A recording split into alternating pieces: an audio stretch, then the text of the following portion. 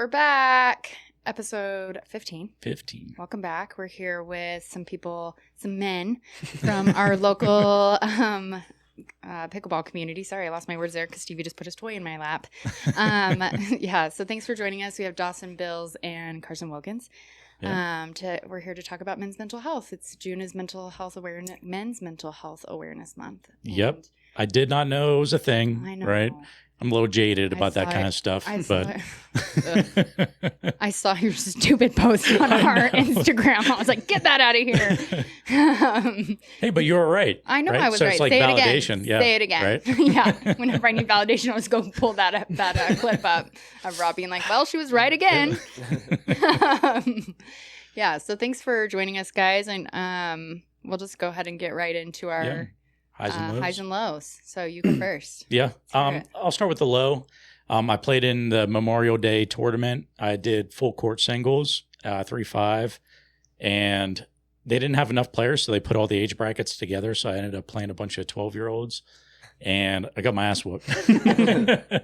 I did better than I was expecting. They did run me ragged, hitting lines and stuff like that, and just wore me out. But I had to play them again once brackets started. Mm-hmm.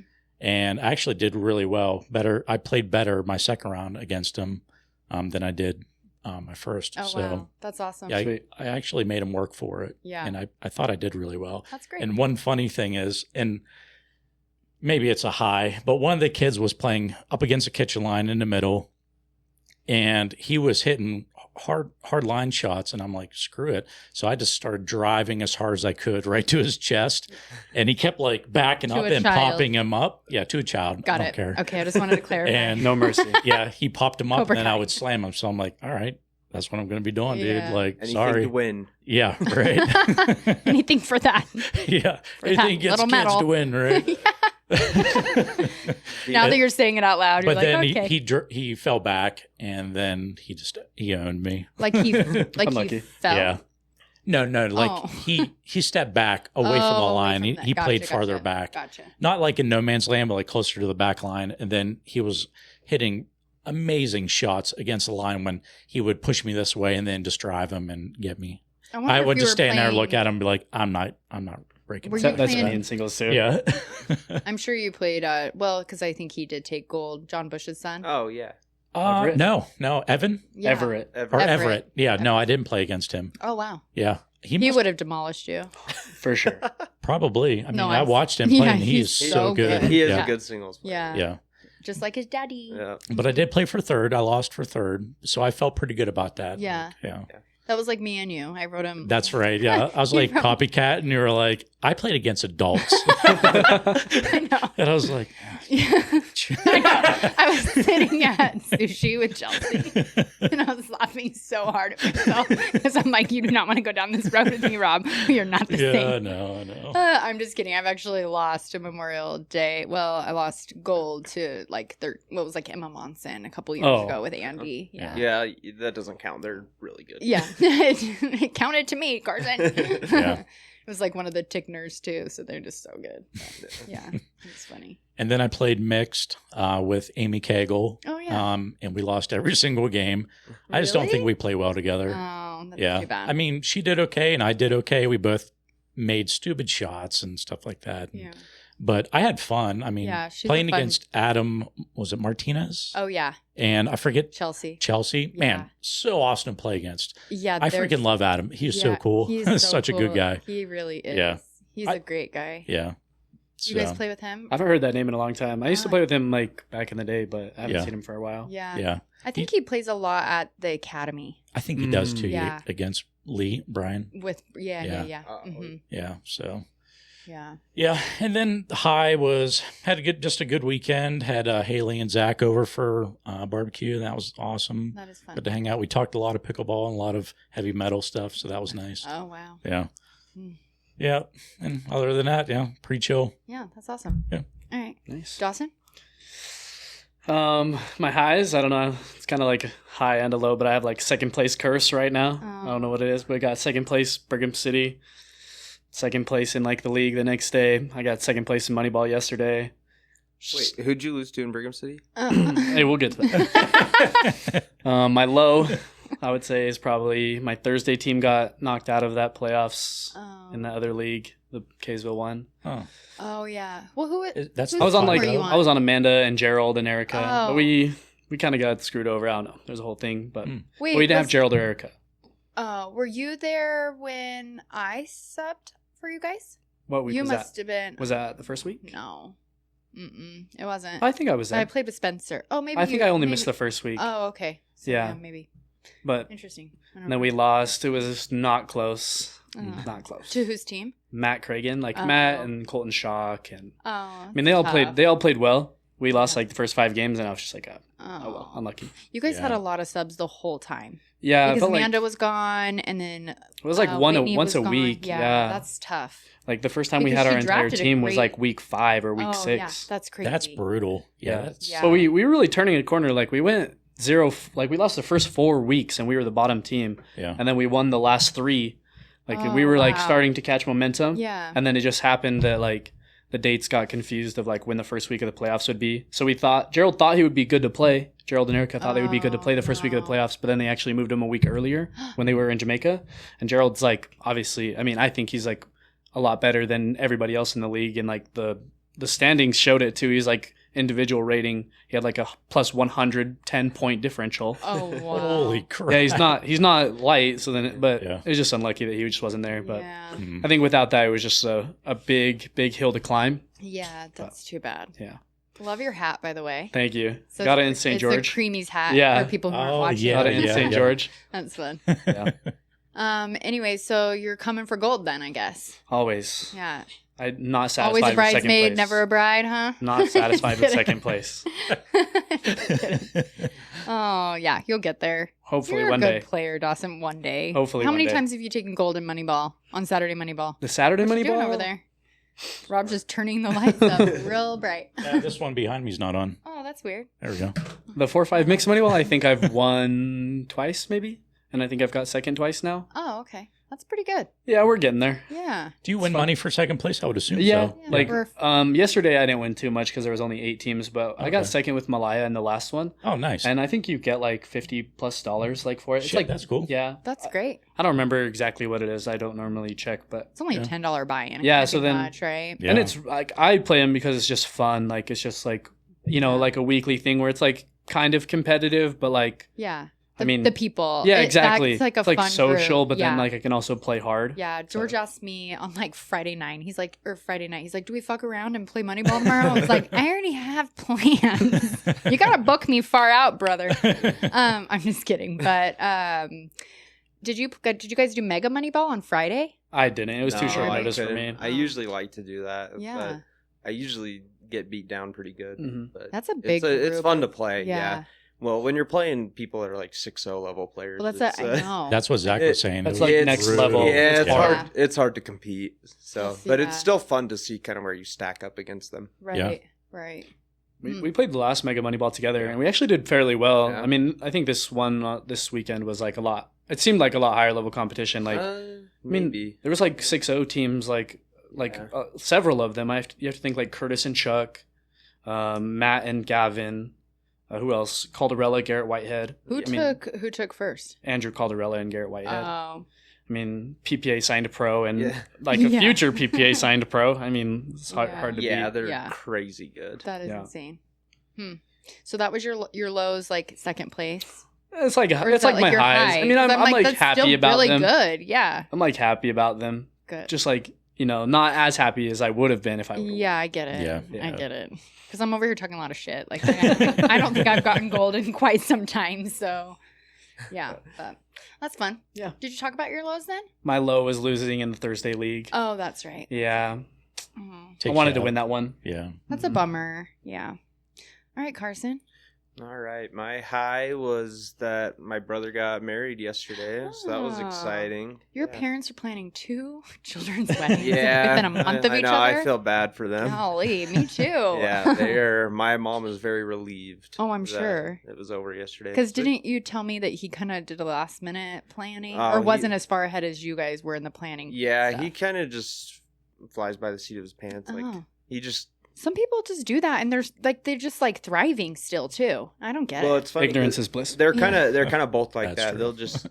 They just go with the flow and Wow, and I'm not yeah. like that. no, we're not like that either. My fiance is very prepared about everything. Yeah, Like, I say that, but my first wedding, I got married in 6 weeks. My mom was a crazy lady in those 6 weeks, so I'm sure she can relate to your mom. yeah, no, but we had the reception in our backyard too, so it was a lot of setting everything up, having to buy a bunch of Yeah. stuff and That's what we did too. stuff like that. So it was a lot of work. I mean, Yeah. not necessarily for me, but for my mom and dad. Yeah. My dad was out there woodworking, building a bunch of stuff for them. Oh wow, So that's nice. I just saw something. Your dad was military? Mhm. I did not know that. He Yeah. was active duty for years and years, or Yeah, retired? yeah, he was active duty for quite a while, maybe like 10 years. Oh, okay. Not his whole time in the Air Force, but yeah, he was deployed in Iraq Oh wow. twice. So Okay. like 6 months at a time. Oh wow. So not like Yeah. not like crazy long. Yeah. But I mean, when you're over there, 6 months can be long. yeah, and I would Yeah. imagine when you're over there it feels longer. And I was so little, so I don't really remember it. Yeah, I can't imagine leaving. My mom deployed the first time right after my sister was born, and I just can't imagine leaving like your kids. Yeah. So I'm Oh sure yeah, that no, it was really hard. for him. It was hard for my mom and dad. Like, Yeah. oh, and my mom was stuck with like me. I was little, and then I think my brother had just been born, so Yeah. she had two like That's tiny kids crazy. to take care Mhm. of. But I think my aunt was there helping her as Oh, well. that's She nice. lived with us, so Yeah. it wasn't. Yeah, it was manageable. But Yeah. my mom's a trooper. Yeah. It She sounds can like do it. it. Yeah. Sounds like it. Yeah, but now she's focused on my wedding. Yeah. So. Coming up in a couple weeks. Yeah, 3 The weeks. 19th. 3 weeks from Friday. That's so So, great. Congratulations. Thank Yeah. you. So I'm great. excited. It'll be Yeah. great. I know you were talking to us a little bit about your honeymoon. I'm excited for you. I know. It'll be good. It'll be good to take a 2-week break from work and, Oh yeah. and then Mhm. after being done with school, it'll just be a good break for Yeah. us. So You've got Yeah. a lot of good things. You guys bought a house. You just Yeah. graduated with your master's. You're getting married. I've been so busy. Yeah. Seriously. Thanks for taking the time to join us today. Oh, Yeah. no, yeah, it's I'm crazy. Not that busy. He's not busy anymore. He was. Yeah. I was busy. I'm not. Yeah, I'm Yeah. not busy anymore. So Wow. now I can come do podcasts. Yeah, I like it. So that was your high, the wedding yesterday. Yeah. I was trying to think of a low. I've had like a good week, so That's I great. mean, You don't have to have a low. I know. Give us Well, another high. Another high? Oh man. Well, I beat Dawson Memorial Day. Never mind. I changed my mind. Don't give us that. on Monday. That was pretty sweet. I played with Colton Shock. He's fun to play with. Yeah, he is fun to play with. I guess a low is as I was driving here, when I got in my car, there was a bee in my car, so that kind of That's- sucked. Yeah. Did it Yeah. sting you? No. Well, that's good. Did it eventually go out Wish the I had window? your lows. Well, I usually have lows, No. but this week's been good. That's so, great. Yeah. That's awesome. Me. What? Okay, so yesterday I played in this amazing fundraiser tournament for Rise Athletics. Oh my God, I just lost the name of it and I wrote it down. Rise Athletics Foundation. And it is like a nonprofit organization and to help build up like soccer fields or like concrete for like kids in the local community. And it's put on by Nick Raimondo from RSL and then one of his previous teammates, first name Taylor. I can't remember his last name. But they were there and it was so fun. I knew it was a fundraiser tournament. I didn't really know what it was for. I was just excited to go play. It was at Second Summit Cider down in Salt Lake, which is a bar. But they also have like 4 outdoor pickleball courts that are covered. And someone did tell me about that. It was so fun. And this place is so fun. Like they'll host different events. Like we did a couple weeks ago, we did like a mahjong. I think it was probably me telling you because I had just done a mahjong lesson there in the morning, but I had not played pickleball there before. So it was fun. It was also Second Summit's like 3rd anniversary, but the tournament was so fun. You did like a pool play. There was 4 pools. There were 24 teams, which is great. Wow. And you had to at least have one girl on your team, Mhm. supposedly. There was a team there were a couple teams that I think just had all men, but they weren't very good. Sorry to you guys. And some of them were the RSL players, so it's kind of funny. They just never played pickleball Hopefully before. they don't listen to the podcast. Yeah, I'm sure they don't. They might. You never know. You'd never know. We'll tag them. Yeah, okay. Well, some of them had never played before, but then we played them, and we were like, oh, they're like, do you play a lot? And I'm like, yeah, I mean, a little, you know, we play a little. Because I didn't know that they had never really played before, and then I think Catherine or Bonnie served the first ball, and they were like, what the fuck? They're all, oh, okay, you guys just play for fun, huh? And I was like, yeah, no, we play to win. We're not. Yeah, so it was funny. And then they were just, after they, like, then we went into a bracket and we kept winning. And then we went for, it was like semi, right? Like, not gold, but for that, like the lead in. And we lost to this team. We should not have lost. They had a really bad call. They had a really bad call on Gordon and Christina and Tyler's game for gold as well. And it was just like, so these balls were obviously in, and the guy was like 100% out. And I was like, I will show you 100%. I was like, I'm sitting there and I'm part of it, but I'm like, I'm not going to throw a fit over this, the fundraiser tournament.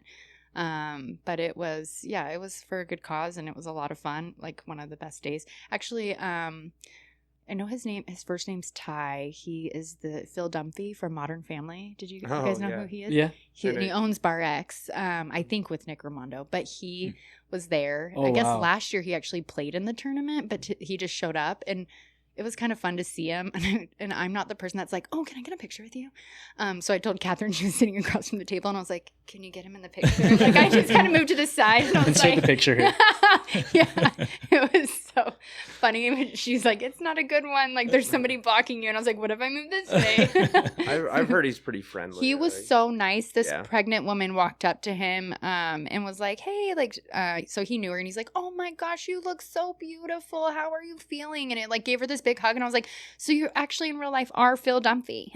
Like, that's he so just cool. was, he was so nice. And just seeing like him talk to everybody, it's just kind of cool when you see these people that you see on TV and you just wonder if they're like big assholes or even these athletes, right? Like Nick was so fucking cool the whole time and just cheering for us and like running up and was so excited, especially for us. I think like Bonnie had been messaging with him a little bit this morning on social media. Like, wow, that's so cool. He's so like, he was so cool and so nice. So that was like that was a really fun day yesterday. I was exhausted because we went a little early because they had like pancake, like they had the Arsenal game on yesterday morning, and then they had like pancakes, and so like free pancakes. So we went there and played mahjong for like one half of the game. By the time we got everything set up, and then we started the tournament. We started the tournament at 11. We didn't finish until after 6. Holy shit! And so then by the time we got home, and then Bonnie and I went shopping to get mahjong stuff,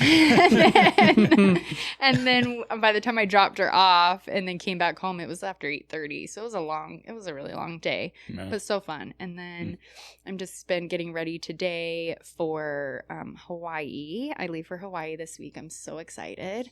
Going with friends, but my next door neighbors are moving, and I didn't realize how. I saw that. Yeah. You guys know Ben Bagshaw. So yeah, he lives right next door. Oh, I didn't know that. Yeah, and so his wife is like one of my very best friends, and they just have been a huge support since like my divorce, like during my divorce, and just having them right there. I was in therapy on Friday, and I didn't realize like how much it affected me that they're moving. Like, I like broke down and I'm like, this is so ridiculous. They're only moving a couple cities away, but it's a lot different than just like next door and having somebody just right there and knowing, like, even already I'm like, who's going to bring in my trash can on Wednesday morning? Who's going to check my packages? Well, that's so funny because today she was like, well, do you have any packages coming? And Ben goes, why are you even asking that? Of course she does. So I was like, who's going to do that? And I have other good neighbors I can ask and it'll be fine. But I'm like, I just didn't realize, like, and I mean, my oven's been broken for a few weeks and I've been using theirs to bake sourdough. So I'm like, I just knock on the door with the new guy. I'm here to bake sourdough.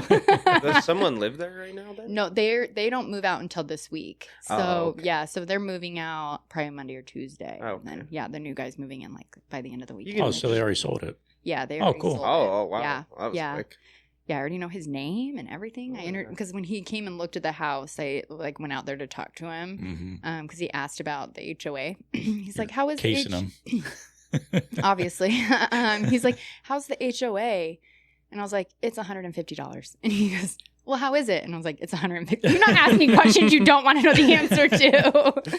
I was like, I don't want to ruin this for Ben and Heather. I don't want to ruin this for them, but the HOI fucking sucks. So it's the worst, but it's fine. It's fine. So yeah, that's my low, is my friend is leaving me. But it's fine. I'm really happy for them. So The guy married or single? no, he's single. And listen, I don't need another neighbor trying to invite me over to hang out. Well, and then if it doesn't work out, then it's just kind of weird. It's awkward. Yeah. It's awkward. And that's the thing, is I do have a very attractive neighbor that lives a couple doors down, and he has but him and I moved in the same weekend, 17 years ago. He was married. I was single at that time. And then he's single now and I'm single, and I'm just like, it's weird. Yeah. Because if it doesn't work out and then you see someone else at my house or I see someone else at yours, is it awkward? Is it weird? Is it what if we fall in love and then you break my heart and then I see no, I don't want to do it. It's too it's too close to home, literally. Yeah. So absolutely no thank you. He's so nice too, but also he's never officially asked me on a date. He's like, come over and hang out. No, fuck Gross. off. Gross. You're gross. He's so nice. Maybe I know what that means. Play means. Mario Kart. Yeah, that must be it. That's got to be it. Yeah. That's all men want. We've all been there. Yeah. Of course. That's all men want is Mario Kart. Well, don't tempt me with a good time, because if that is really what it is, I've been missing out this whole time. I'm over here crying that nobody wants to play Mahjong with me, and I got a neighbor that's like, come over and hang out. If we can play Mahjong. Just kidding. Yeah, so yes, that's if that answers your question. Gotcha. Yeah. Okay, let's get into our episode. Again, I mentioned we're here to talk about men's mental health, and you guys are men and you have health. So, I don't know. And you're mental. Yeah.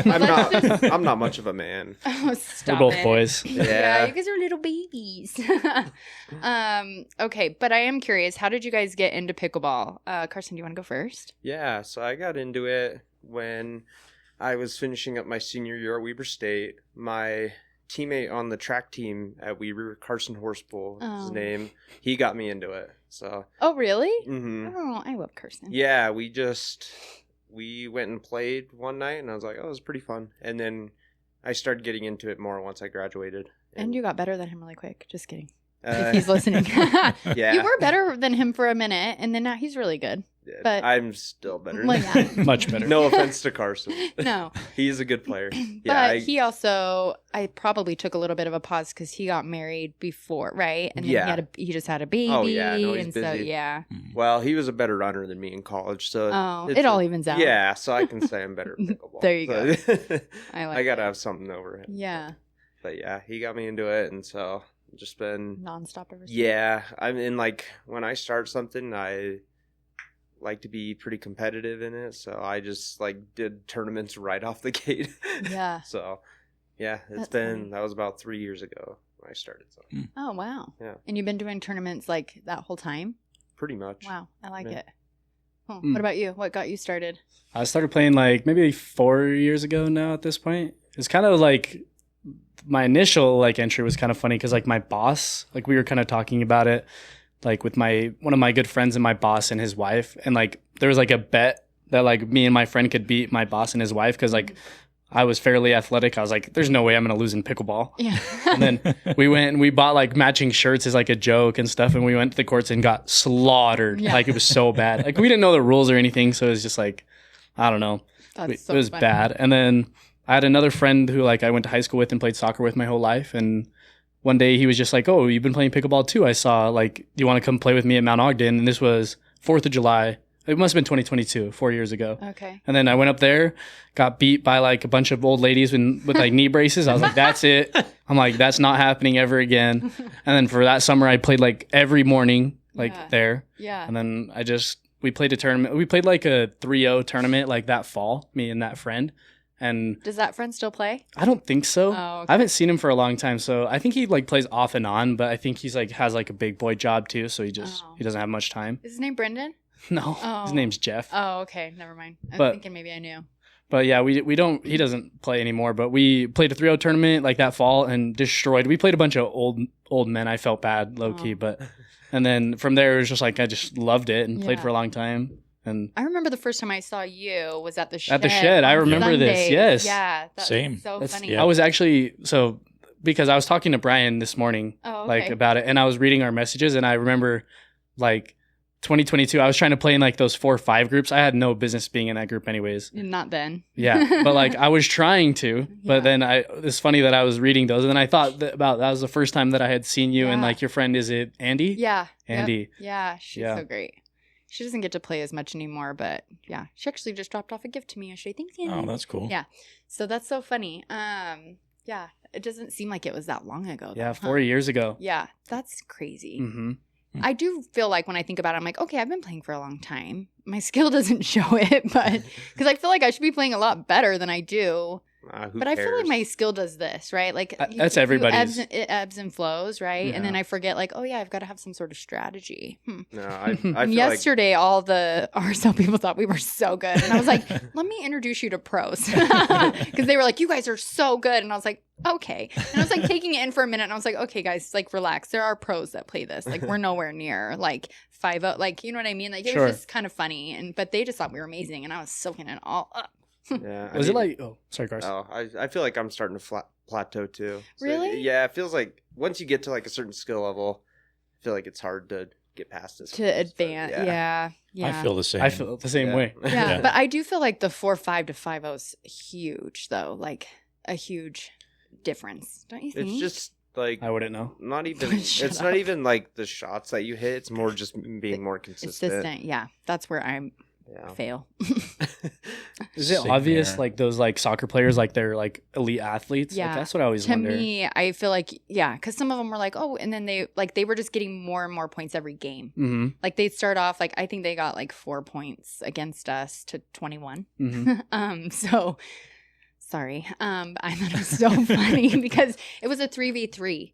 So then Oh, like, yeah, you yeah. two play together, you two, and then you two. So it was funny because you'd watch them, like the person sitting out would watch their 2 buddies play, Yeah. and then they're just their reactions that were like, oh my gosh, like it was just so funny. But then they'd get in there. But every game we watch them get better, just because they're Yeah. athletes. Yeah. Like come on, like they're just gonna.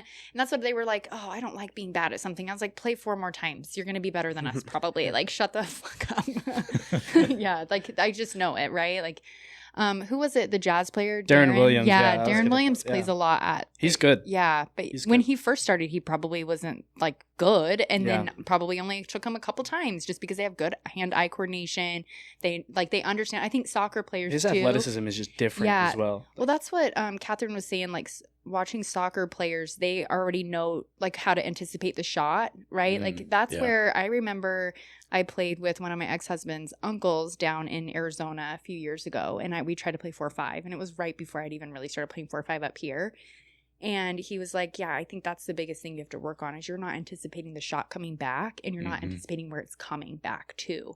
And he's like, once you get that, then I think you would be better ready for 4-5. And footwork. Too. Yeah. Oh, yeah. Like, Though footwork's they're just so huge. good with that. I'm like, Yeah. oh, my brain went that way. Did my feet forget? I know. I feel like my footwork is not good, so I'm Yeah. like always just reaching for balls, and Yeah. then you watch the pros, and they're just like always in position. They have their paddle kind of in the same spot Yeah. every time. So It's crazy. It's not even that. They're just swinging at the ball and it's just meeting it. It's like, how do they Yeah. do it?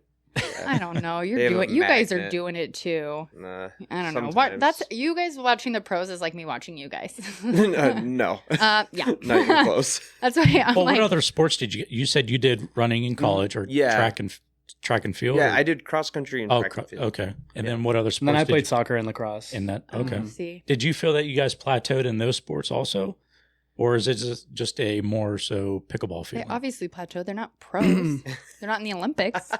Just kidding. Yeah, I Just should. kidding. I should be in the Olympics. Yeah. Yeah. No, I definitely feel like I plateaued. Like in college, I had a lot of like sicknesses, and then obviously like mental health stuff. That's why I'm here. Yeah. But Yeah. just it was. So I reached a point where it was just hard to get a lot faster and stuff. But like my sophomore year of college was probably my best. Yeah. Oh wow. Because it's hard, because if you get sick or you're injured, it is so hard to come back from that, because it's like running's all fitness based. Oh right. So right. if you're out for a week, it takes you probably a month to get back into shape. normally. Damn. Oh. So it is like Yikes. I didn't know it was that. Wow. it's well, for intense. running, it does seem yeah. Well, we were doing like 80 to 90 miles a week, so it's I Easy. mean, you're in crazy good shape. yeah. yeah. So if you lose that for a week, it's like your body just doesn't know how to come back from that right away. Yeah. Right. I'm That's sure crazy. soccer's similar because there's obviously Yeah. tons of running. That was more of just like my main sport was like lacrosse. I enjoyed it just way more. I was a lot better at it too. Soccer was more of just like an off-season thing to like stay in shape. Yeah. But I don't feel like I plateaued in lacrosse. Like I had like college offers to play lacrosse. My junior year, I was like third in the state for goals and assists, like Oh, wow. for both. And I was an all-state athlete. So like I felt like I was doing well. And then right before like my senior season started, I was playing soccer and I broke my foot and my ankle at the same time. Damn. And like when I told like everyone that I had an offer about it, because I wasn't able to play my senior year because of it, all my offers got rescinded and everything. And they're just like, there's no, I mean, like it's a hard one to come back from. Yeah. It's like, That's heartbreaking. It's unlucky. I'm so sorry. That's what I meant. Unlucky. it's just unlucky. I don't feel bad for Yeah. you. It's very unlucky. But I mean, I feel like I was good. I mean, I do feel like my size was a problem. Like I'm not the most, tall person or the fastest person or anything like that. But I was good at lacrosse, I thought. But, I mean, yeah, you proved it. You went, third in the state. yeah. Yeah. We lost in the semifinals my junior year to like by 1 goal. Wow. And then my senior year, I feel like I would have been even better then. And then if I would have played, we lost by 1 goal my senior year in the semifinal as well without Dang. me. Bummer. Yeah, no fun. It's like a punch to the gut, I feel like. Lacrosse is pretty physical, isn't it? Like, Yeah. people are just kind of running into each other and like, It's just, yeah, I mean, it's like the same amount of like fitness that you need for like soccer. Like it's like running up and down the field the whole time, but then it's also like the same like Impact. Yeah. the contact level of like, 'cause you can like hit people with a stick. yeah, exactly. So like you'd What? go home, yeah, like Yeah. you just like, because like you're trying Like to the hit same the ball. contact as hockey, but Kind you're of, not yeah. even padded up like that. Well, you have pads on, but I like don't think I've ever even watched lacrosse. I feel like an idiot. I'm gonna have to watch a lacrosse game. like you would Do you have go, some of your you'd high wake school up the footage next you day can send me? just like bruised like all over. Oh Like Yeah. my gosh! I seen a Ew. guy, he swung as hard as he could and he missed the ball. I think he did it intentionally, but caught the guy in the ribs. yeah, And he had it was black and blue from armpit down Mhm. to waist. Absolutely not. You should get like a red card for that. Yeah. sometimes you do, sometimes Oh. you don't. Because that seems like if it's intentional that you're just beating Well, the shit out of someone on the court with a weapon. Yeah. I Or took on it the as field. intentional, but it probably wasn't. I don't know. It probably was. They're allowed to like hit your hands like, Oh, with your no gloves shit. on. So Oh, like, they'll damn. aim for your hands, but then they'll really be catching like your elbow or like your forearm. Ugh. They're aiming for your hands Yeah, though. all of a sudden your face, you're just knocked out. Yeah. You're like, oops, I was going for his hand. He must have been scratching his face. Yeah. Well, they just came out with the new rule in pickleball. You can hit the other team with the paddle. Shut up. Wait. Just kidding. Oh, I was like, are you You can just go serious? across the net and just Yeah. hit them. Come on, come here. Come here. Have you been seeing these reels where it's just like you lob the ball and then throw the paddle? Yeah, in your I've seen that. Yeah, I yeah. haven't seen that yet. That's I was going to say that's my new strategy for my next kids 3-5. Yeah. God. Well, I had That's awful. a money ball like 2 years ago. I had a paddle thrown at me. Really? Well, Eyewitnesses. I won't say shit. who, but Adam, with a money ball? yeah, I had a money ball. I had a paddle thrown at me and almost hit me in the head. Wow. You It was will like be telling halfway us on after accident. when we're not recording. You will. I need to know who this Yeah. is. Yeah, That is crazy to me. When I worked for National Pickleball, we were at a tournament in Colorado, and this guy, they lost the lead-in game to the gold medal match, and he threw his paddle up into the other court, but it was over a pavilion because he just chucked it over the pavilion. But there's like courts on the other side, so we told him he couldn't even play for Sure. Yeah. bronze. you could and hurt so someone. then we told him he couldn't come back the next day, and he lost it on us. And I was like, "Oh, are you gonna throw your paddle at me?" Oh, you're just making it worse. Oh, by I did because he was a dick, and I'm like, you cannot do that. Like, there were people playing on that 100% court, and agree, yeah. they could have killed someone. Honestly, like I know Yeah. that seems extravagant, but you hit somebody in the right spot, Yeah. like that. Literally, Oh, yeah. when they're not expecting it, and you're chucking stuff, like you can't do Well, that. someone older too. Like Yeah, you hit them in the head. Oh, like, exactly. They're done. They're gone. Yeah. They're a Yeah. goner. It just blew my mind. I was like, practice a little bit more self control. I get it.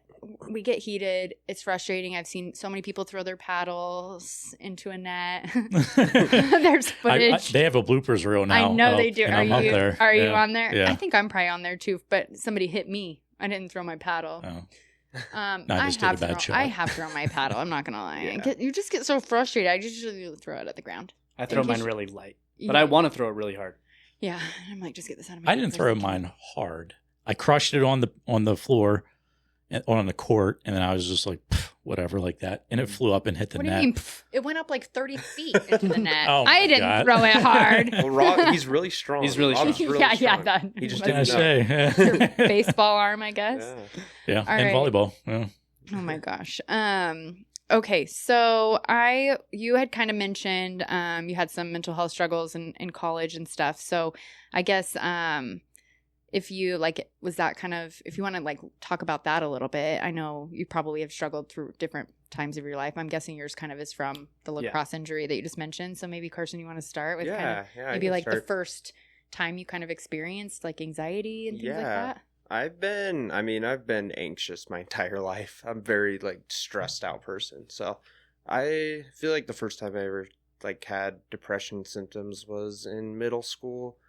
Just like the fear of having to go to high school like scared me really, really bad because I hate change, and just having to go to a new environment and like having to make new friends possibly and having to experience new classes, like take harder classes, just scared me so bad. So I remember just being depressed and like sitting in my room, not wanting to do anything. And then in high school, like I would just have a hard time, like when I was running and stuff. If I didn't do as well, I'd be sad about that. And like everyone who plays pickleball with me knows how hard I am on myself. So like if I don't feel like I did my best or anything like that, like I just get very sad and very angry at myself. Like I'm usually never mad at my partner Right. if they mess up, which is dumb because I should have the same grace like for myself. But Yes. it's hard to. Yeah. It's hard It to is do hard. that. It's easy to say to do that. Yeah, it is. Mhm. But yeah, then kind of through high school, like it wasn't too bad. Like I had a good friend group and stuff that kind of helped me through. And then I went on an LDS mission for a month, but during that time I was like severely depressed for like the last week of my mission. So I was just like, I would just sit in bed not wanting to do anything, not wanting to get out because I just missed my family and just felt very alone. And It's another change. yeah, Mhm. a big change. Yeah. Like that's probably the biggest change of my entire life. Yeah. It's having to go from, you can kind of just do whatever you want. Like you can be by yourself if you want at your Right. house. And then you go on a mission and someone is always with you all the time. Ugh. So you have a companion that is like, if you go to the bathroom, they have to be outside the bathroom waiting for you. No, stop. Yeah. Even at your house?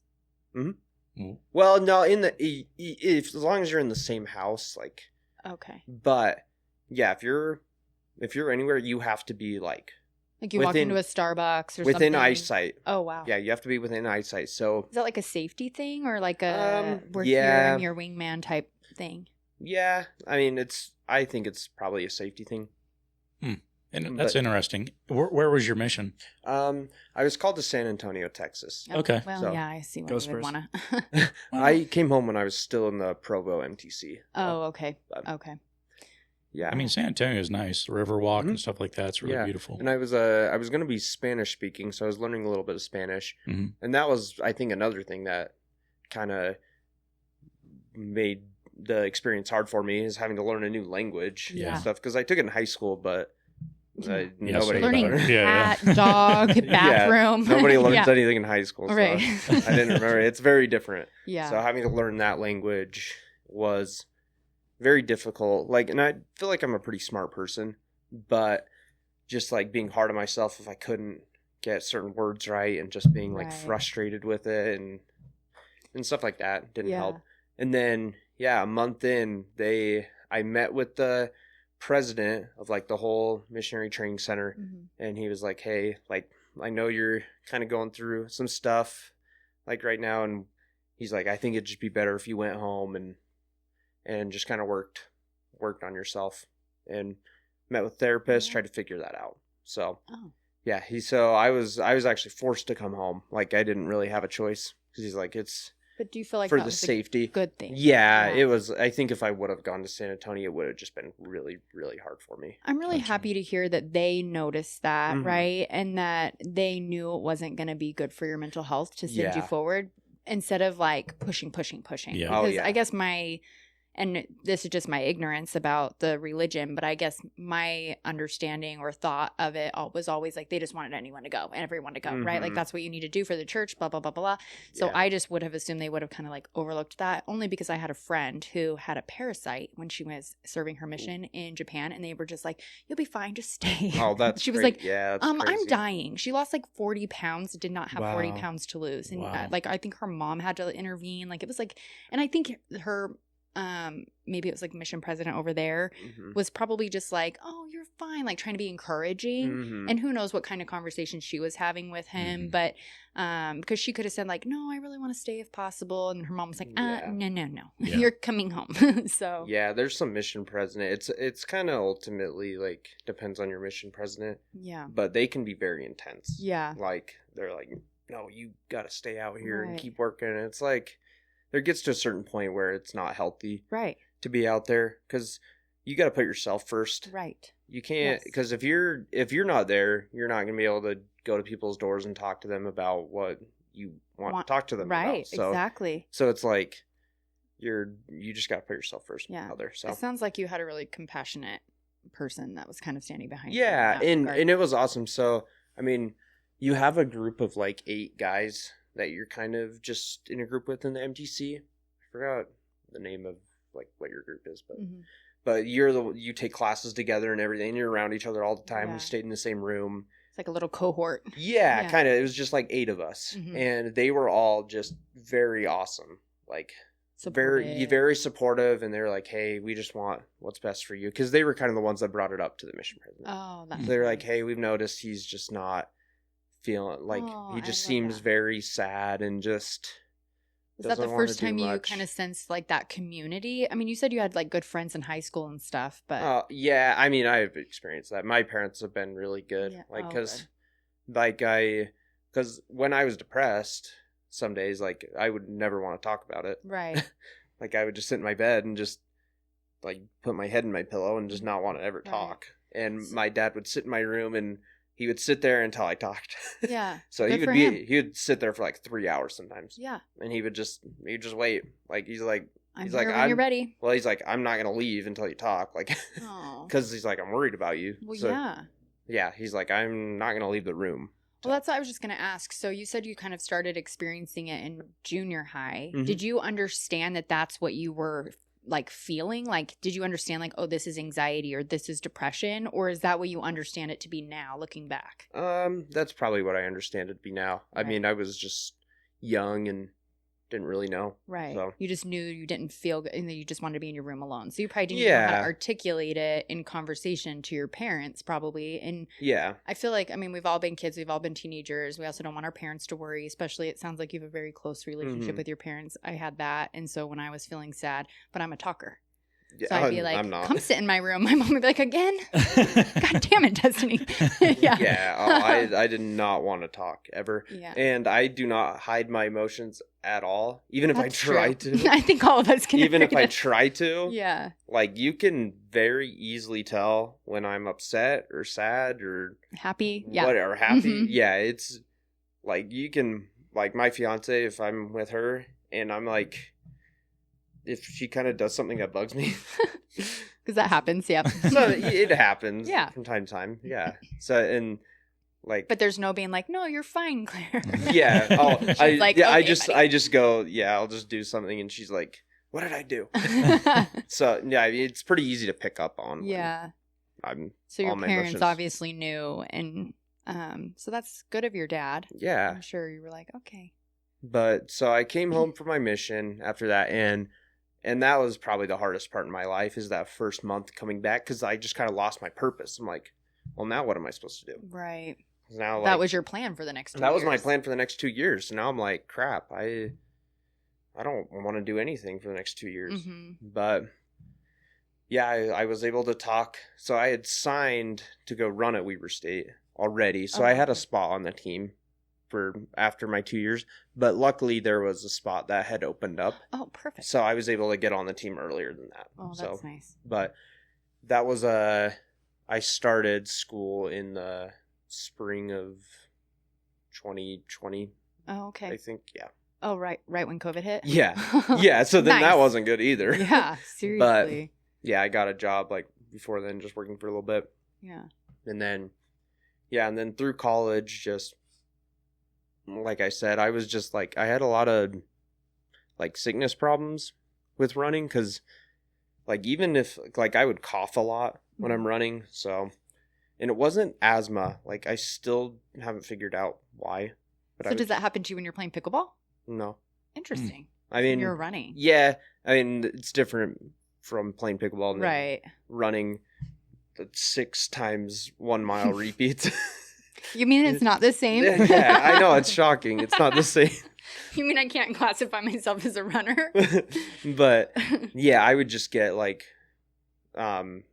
just start coughing like uncontrollably sometimes, and we weren't able to figure out like why.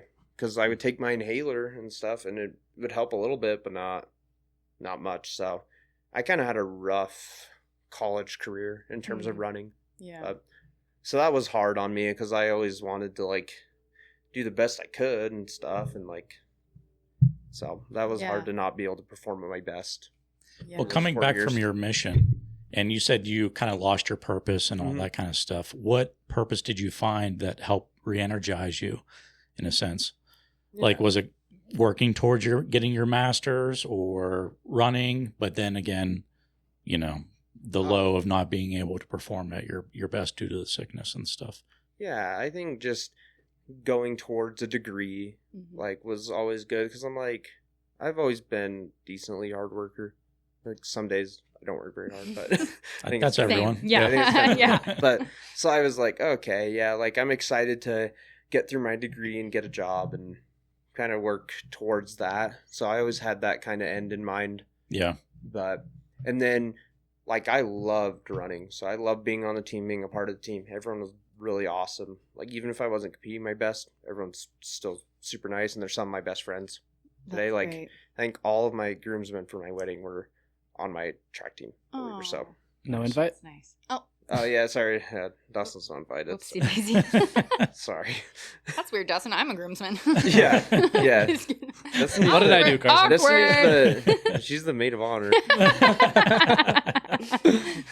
Yeah, Claire's met her once. It's okay. That's how great I am, guys. I've met her twice. Kidding. What did I do wrong? I don't know. She doesn't like you, I guess. No, I'm just kidding. So I guess like, did you put a lot of pressure on yourself, or did you feel a lot of pressure from outside? Like, I know, like you said, with like the mission, that's like your purpose. And so did you feel a lot of pressure with that? Did you feel a lot of pressure with school? Did you feel a lot of like, or is that something that you kind of put on yourself, or did you feel that from outside forces? I think it's mostly from myself. Right. I think most of the pressure to be the best I can comes from me, because my parents just want me to do my best, and they don't really care. Like when I was in high school, I took the ACT 4 times. Oh. And I was like, I had a certain score that I like really, really wanted to get, and I took it a couple times. My parents were like, yeah, that's okay. Like, you can stop there. What was the score you wanted? No, I wanted to get at least a 30. What'd you get? I got a 31. Oh. Flex. But yeah, I worked tirelessly at that. That's crazy. Because I'm a terrible reader. So well, my I'm reading like section was really bad. I can read really well. My comprehension is bad because I'm not paying attention. I'm just like reading to read, and then ask me a question about it. I'm like, God damn it, now I got to go read it again. And I run out of time because I'm like, well, I just read that whole paragraph. What did it even say? I'll read a whole book, and I'm like, I don't even know what I just read. Like, I don't remember any of it. Same. I just go to try to do like the book report, like the little synopsis or something to like, not reading the Cliff Notes, but like I'm trying to write up like a review on Goodreads. And I'm like, I don't know. And I just give it the stars, and I stop with like, I'm like, it was a good one. I remember that. Yeah, it was enjoyable. Yeah, exactly. Yeah. 5 out of 5.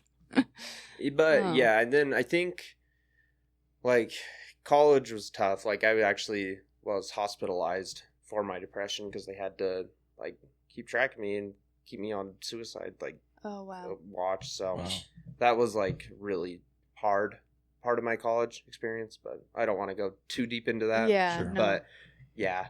And then after that, I've like, it's kind of been good because I've been able to reevaluate like what my priorities are and who I want to be. And then And then after college, meeting my fiance has been probably the biggest blessing for me. And then and also playing pickleball, just like having supportive friend group through pickleball and just having something to take my mind off of work or when I was in school and just like other stressors in life. So. Right. But have that couple of hours where you can just go and kind of forget the stuff that's going on. Yeah, exactly. So yeah, just stuff like that has been able to help. That's not like directly involved with work. And do you have particular things that you do that kind of get you out? Because I mean, you said it, right? Like we can all see it on your face. I'm the same way. People know if I'm happy, mad, sad, glad, right? Like they just know. But do you have things that you do internally or like little rituals to kind of get you out of that? Or is it just like a time thing? And it's like, because I know like when you and I've played and we've lost, I was just like, and somebody's like, are you going to check on him? I was like, I don't think he wants that right now. I think I'm going to give him another minute. But like, yeah, I guess, are you good about expressing like when you need, especially like right now, you're going into a marriage, you're going to be moving in with somebody, that's change, right? So are you setting yourself up in a position to where you have like something that you do when you're upset or, do you have like little rituals, like a little breaths work? I don't know. The hard thing is like to be able to like do that when I'm actually upset. Right. Because I can tell myself like, oh, okay, when you're upset, like, do this breathing exercise. Because like I've met with therapists and like they have given me stuff to do when I get really upset, but I don't actually do it. But I don't do it. Like, and I haven't found anything that has really worked for me. But honestly, just like talking to somebody. So I always like if I'm ever upset or sad or whatever kind of emotion, my fiance's like, you have to text me, and then we can talk. Like, right. So just talking to her has been really good. Yeah. Because like I think it's been always hard to talk to my parents about this because. I don't know why. It just like feels weirder talking to them.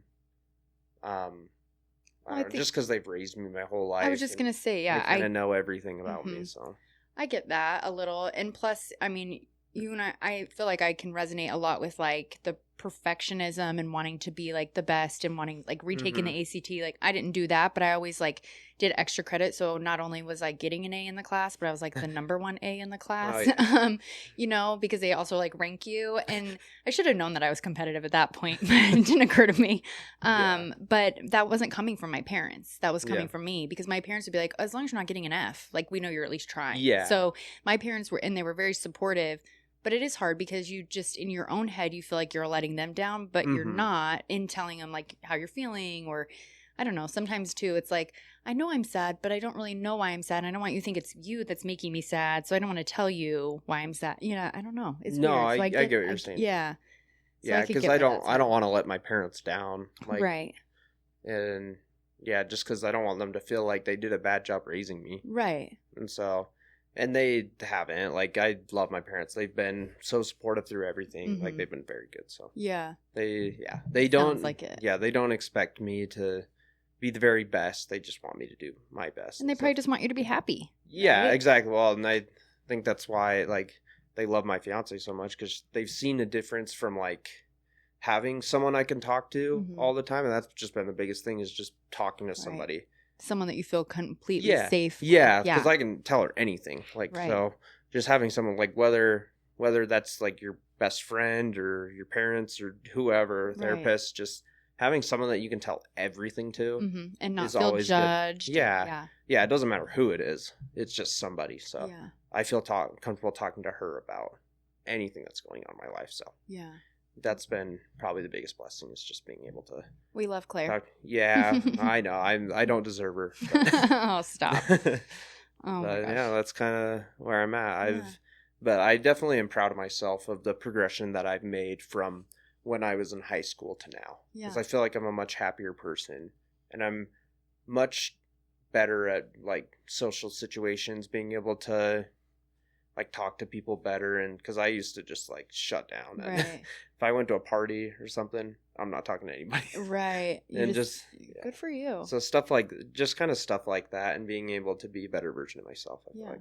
And you've put in that work, right? Like, Yeah. I'm glad to hear you say that you're proud of yourself for that, because that's you doing that work, right? Like, yeah, you have the encouragement and support from friends and family, and it sounds like your church and stuff. So that's great, but they didn't do that work for you, right? No. They're there to support you and encourage you, but good. I'm glad to hear that you say it you're all proud has of to yourself. start with you. So Right, exactly. You can't have someone else, like, they can help you along the way, but ultimately you have to be the one that makes a change in your life to be happier and to work through some of your problems. Yeah, I'm proud of you. Thank you. It's hard. And then even just going to therapy, and there's some days you just don't, there's some days I'm not going to lie. I'm like, I don't fucking know why I'm here. I don't want to be here. I'm tired. I'm annoyed. I've got too much to do. And this is another freaking hour out of my day. And then I leave there and I feel like so good. And, but it is like sometimes, or there's times when I don't feel good when I leave there and I'm sad. And I'm like, all right, well, and I always have like a little ritual. I always go to Target right after and shop away my feelings. I actually did that this week. I went to therapy and then I went to Target and I saw Desiree Dunn. And we talked for like an hour and her daughter's like, Mom, can we please leave? We were just standing in the shoe section catching up. But I don't see her very often, so it was nice to see her. But yeah, it's just, I think you do little rituals like that make it a positive experience too, or reward yourself, or at least tell yourself that you're proud of yourself when you do hit these little milestones or notice the change in yourself that you're proud of. Like I heard you say earlier, that you had to sit and think of who you wanted to become and who you wanted to be and what you wanted. And I think that's something that a lot of people don't actually stop and think of, because especially people that are like you, like you're high achievers. And so, yeah, ultimately you want to be this high achiever, but like, what do you really want? How do you really want to be? How do you really want to present yourself to others and to yourself and to your family? And I don't think people really stop and think about that as often, because they're just trying to perform. They're just trying to mark off something off their to-do list and, get the next degree, get the next job, get the next promotion, instead of actually taking a step back and saying, okay, but why am I wanting this next promotion? Yeah. Is that going to make me happy? Oh, it's hard for me to so I just finished my master's degree, but like, it's kind of hard for me to like not go back and get a PhD because I just want to be such high achieving, but it's like, for what? It's like, what is this going to do for me? Right. Like, I mean, it could be good, but at the same time, it's like, well, it's not really worth it. So we'd all have to call you doctor. Yeah. Well, I would make everyone call me doctor. Obviously.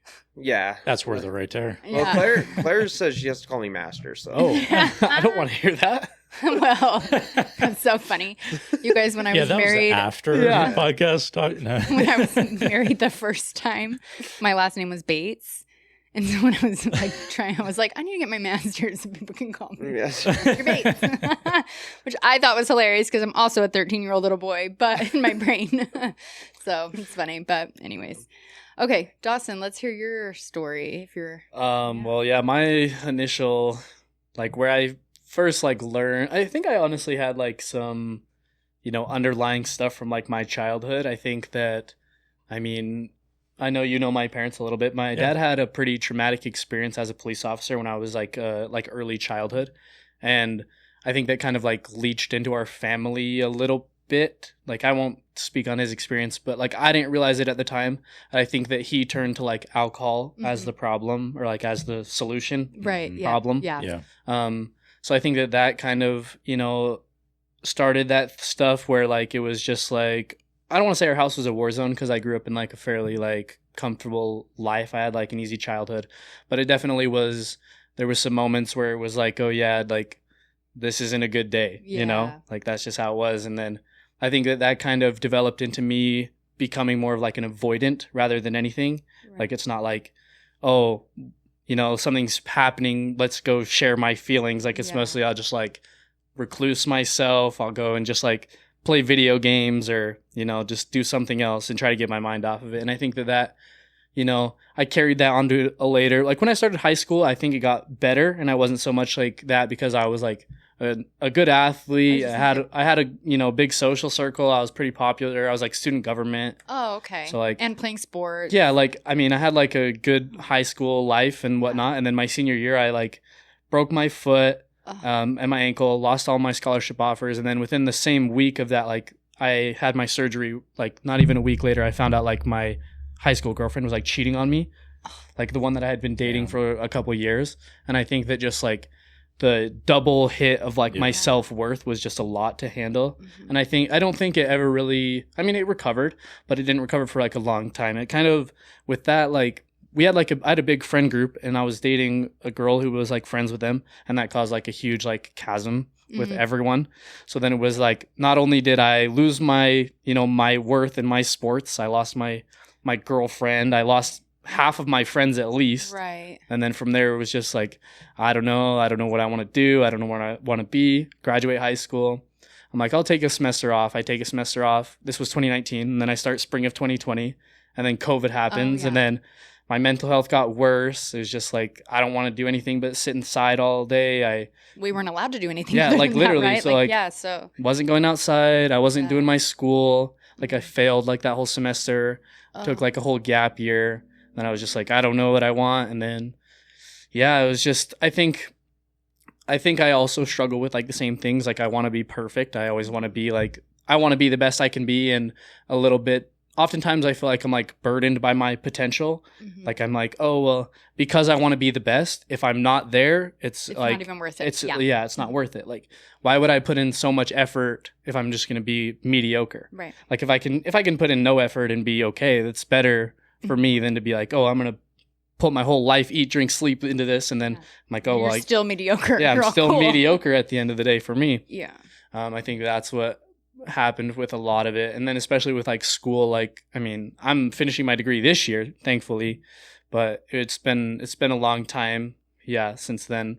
But I don't think that those like avoidant issues ever really have gone away, especially like within the last couple of years. I think that it's just, as I get older, I just recently, I mean, not recently, but like really lean into just don't talk about your emotions, you know, like I think I hide my emotions pretty well, but I'm also just like a pretty like even keel person. Like I don't really have like too many lows or too many highs. I'm just mostly just like chill. Yeah. But do you also feel like, so you mentioned your dad was a police officer. Yeah. Like that kind of hits a little bit like the military side, where Rob has talked a lot about like sometimes in the military you don't talk about your feelings, especially as like men. And then like, do you feel, because I feel like maybe your dad was a little bit opposite of like Carson's dad, that's sitting in the room like, tell me everything, tell me your feeling, tell me what's going on, how can we help you, to where maybe your dad on the military side, he was also taught to not do that. Yeah. And I know you mentioned your dad was military too, but maybe the police side of it too, it was like just kind of take it all in. I think they're expected to kind of be the barriers of like stuff like that. Yeah. So I wonder, did you feel that? I think honestly, because like he stopped being a police officer when I was around maybe like 10, maybe like, but so it was like my early childhood, like when all that was happening.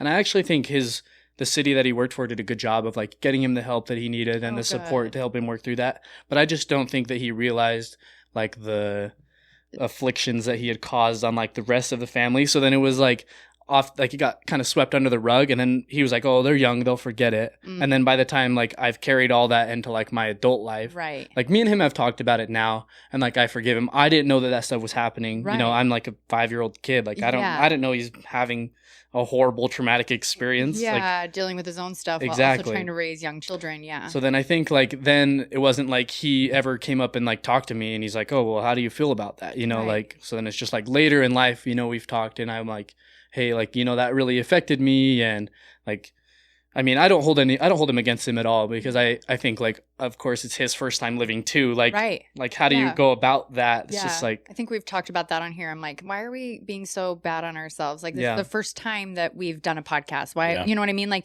this is the first time you know, I don't know if it's the first time you guys have been here, but you know what I mean? That's what I'm like. I realized my parents moved to a whole nother country when they were younger than me with 2 children. And I was like, I didn't even realize that you guys were like in your early 30s doing that. Like, what the hell? You know what I mean? Because when you're young, you're like, oh, you've got it all together. You're my dad, you're my mom. Like, and then you're like, oh yeah, now the older we get, I'm like, oh my God, you were such a baby when you were doing that. And you were trying to also navigate life and feelings and emotions and a relationship, and you were fighting. And then you also have 2 kids that are like depending on you for everything. How do you do it?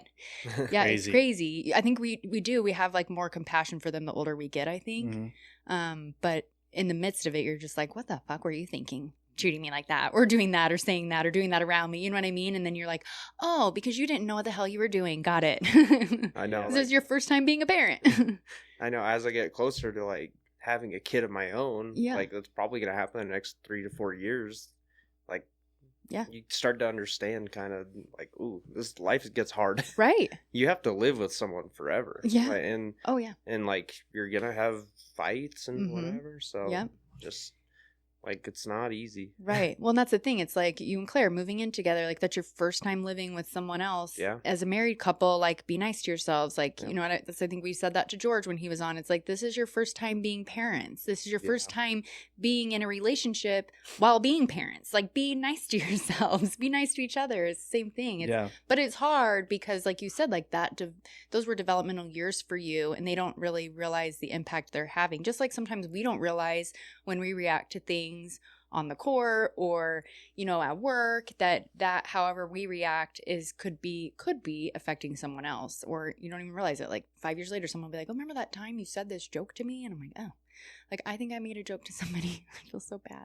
She was calling terrible line calls, you guys, and she had glasses on. And we walked up to tap battles. And I was like, oh, so those must not be prescription. And I just thought it was a funny joke. And she cried over it. And I felt terrible because it really affected her, because you just never know what someone else is already dealing with or how it's going to impact them, because I'm just being a bitch. I'm like, oh, well, too bad those glasses don't work. You should get those checked out, which I thought was a funny joke.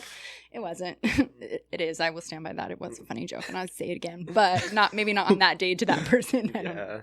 So I would say it to him. Yeah. Oh, Dawson says horrible things. It's bad. Yeah. Oh, Do you think that your guys' emotional intelligence is higher than your parents?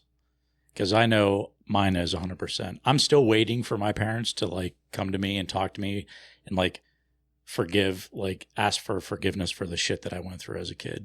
And I still hold a little bit of resentment towards them. Because they haven't done that? They haven't even really acknowledged it to a degree. I think that's where I was at with my own dad. Yeah. For like a long time. Like when I started having my, you know, like after high school, like early mental struggles where I was just like, I don't want to talk to anyone. And I don't think that they have like the patience sometimes to like understand that like I'm the type that I need like space and to like calm down.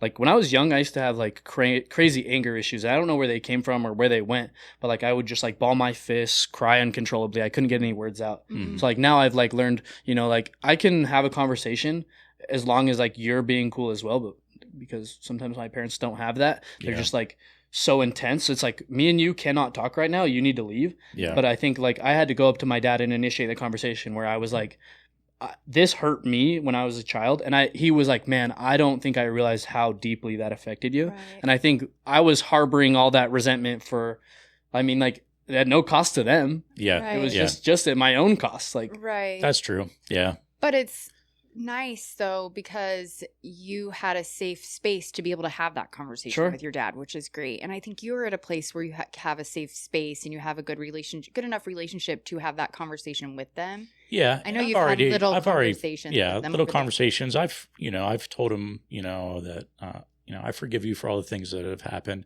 They're like, we didn't apologize. Yeah. But it's almost like an initiation, be like, hey, I forgive you because you're and explain sorry. like why you did some of the things that you did. Sure. Yeah. It's like I don't think that they can explain sometimes, right? No, they fucking should. Well, I know that they should, but I mean, you've even mentioned on the podcast they were alcoholics. They probably weren't in their right mind. And addicted to drugs. So it's like they probably not only do they not remember probably some of those things, they definitely weren't in the right mindset to even realize that they were hurting you. So now it's almost like, well, I realized that I did that, but they can't explain why they did. They can't explain it other than like I was drunk or high and I had no idea that like why I did that or why I would do that, and I would never do that to you in my sober right mind or something maybe. Yeah. And maybe that's what you need to hear or need to talk to them through, because that's probably why like you're looking for an explanation. And I think you're gonna have to, I'm only saying this because this is what my therapist says to me, you have to be comfortable with like the anonymity, like the unknown. Like you're just never gonna have an answer for that.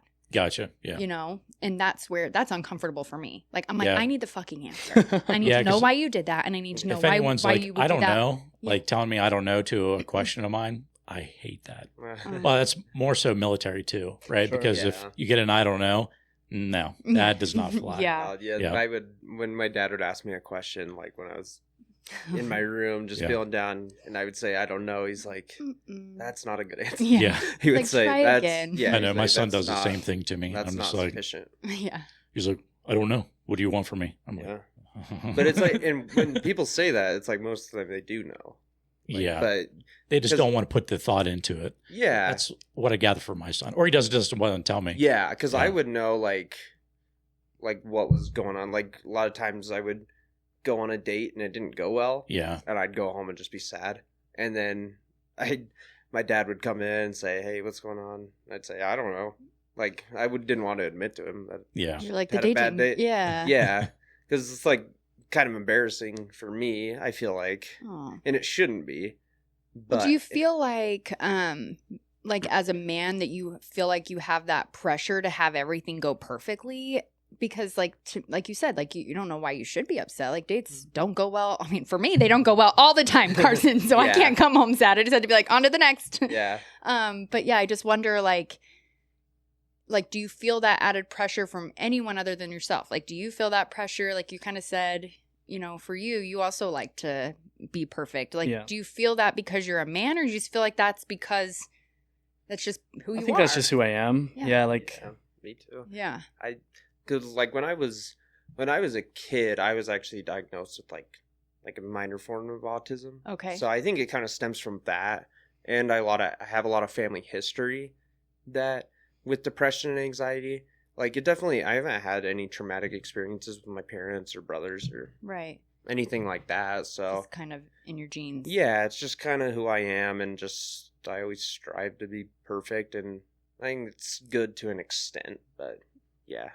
Like, sometimes strive for to be great, not perfect. Right. So. Well, because nobody's perfect. Yeah. Supposedly. Yeah. Yeah. Okay. Do you guys feel like you have like people, because you said that you used to like be closed off from not wanting to talk about things, but you're willing to come on today. Do you feel like you have, like, you're better about opening up to people? Do you guys feel like I know you said you can go to Claire. Do you feel like you can go to other people and reach out to, specifically other men, like friends of yours, people your same age? Like, yeah, I mean, I have like a fairly close group of friends who are like around my age. Most of them are a little bit younger than me, but they all have like pretty high like emotional intelligence, and we often have conversations about like each other's feelings. But I think besides that, like, I think that's like my safe space like that. I don't really talk to like my parents about it. I don't talk to like my siblings about it. But really, I mean, I don't really, again, like the past couple of years, I haven't had any super low lows that I feel like I really need to like reach out. So then oftentimes I don't really reach out on like the minor things. Like, I wake up and I'm like upset or I'm like irritable. It's like, no one wants to hear that, just move on. Like, that's just what I think about most of the time. It's like, you start reaching out, I'm like irritable every day. Like, It all happened again. Yeah. And so then it's just like, 360. Boy who cries wolf. So, but I think like if I really had like a issue that I felt like I couldn't handle myself, or that, like it was just so like overwhelmingly, like bringing me down, then I feel like I could reach out to other men. But I mean, I don't on the regular. Yeah. So this is what I'm always so curious about, because as a woman, I feel like I get either messages or phone calls, and or like when we are getting together, it's like literally to talk about feelings and stuff. And, this happened and I'm frustrated, or this happened at work and I need to talk through it.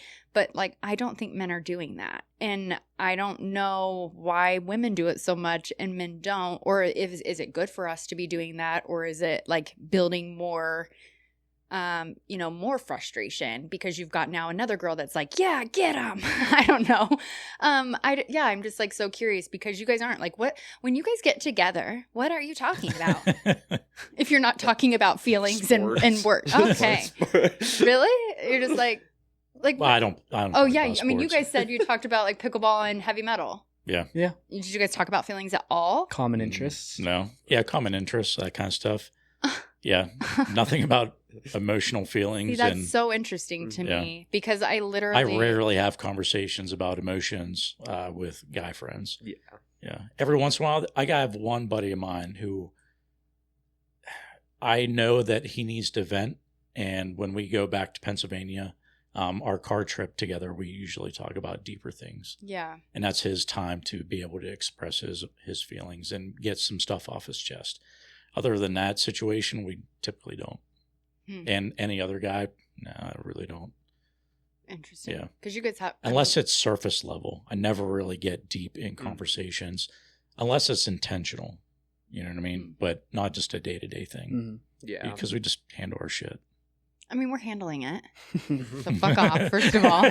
We're handling I didn't it different. say it as in like you're not handling I know. it. But we just internalize it and then just handle it. Yeah.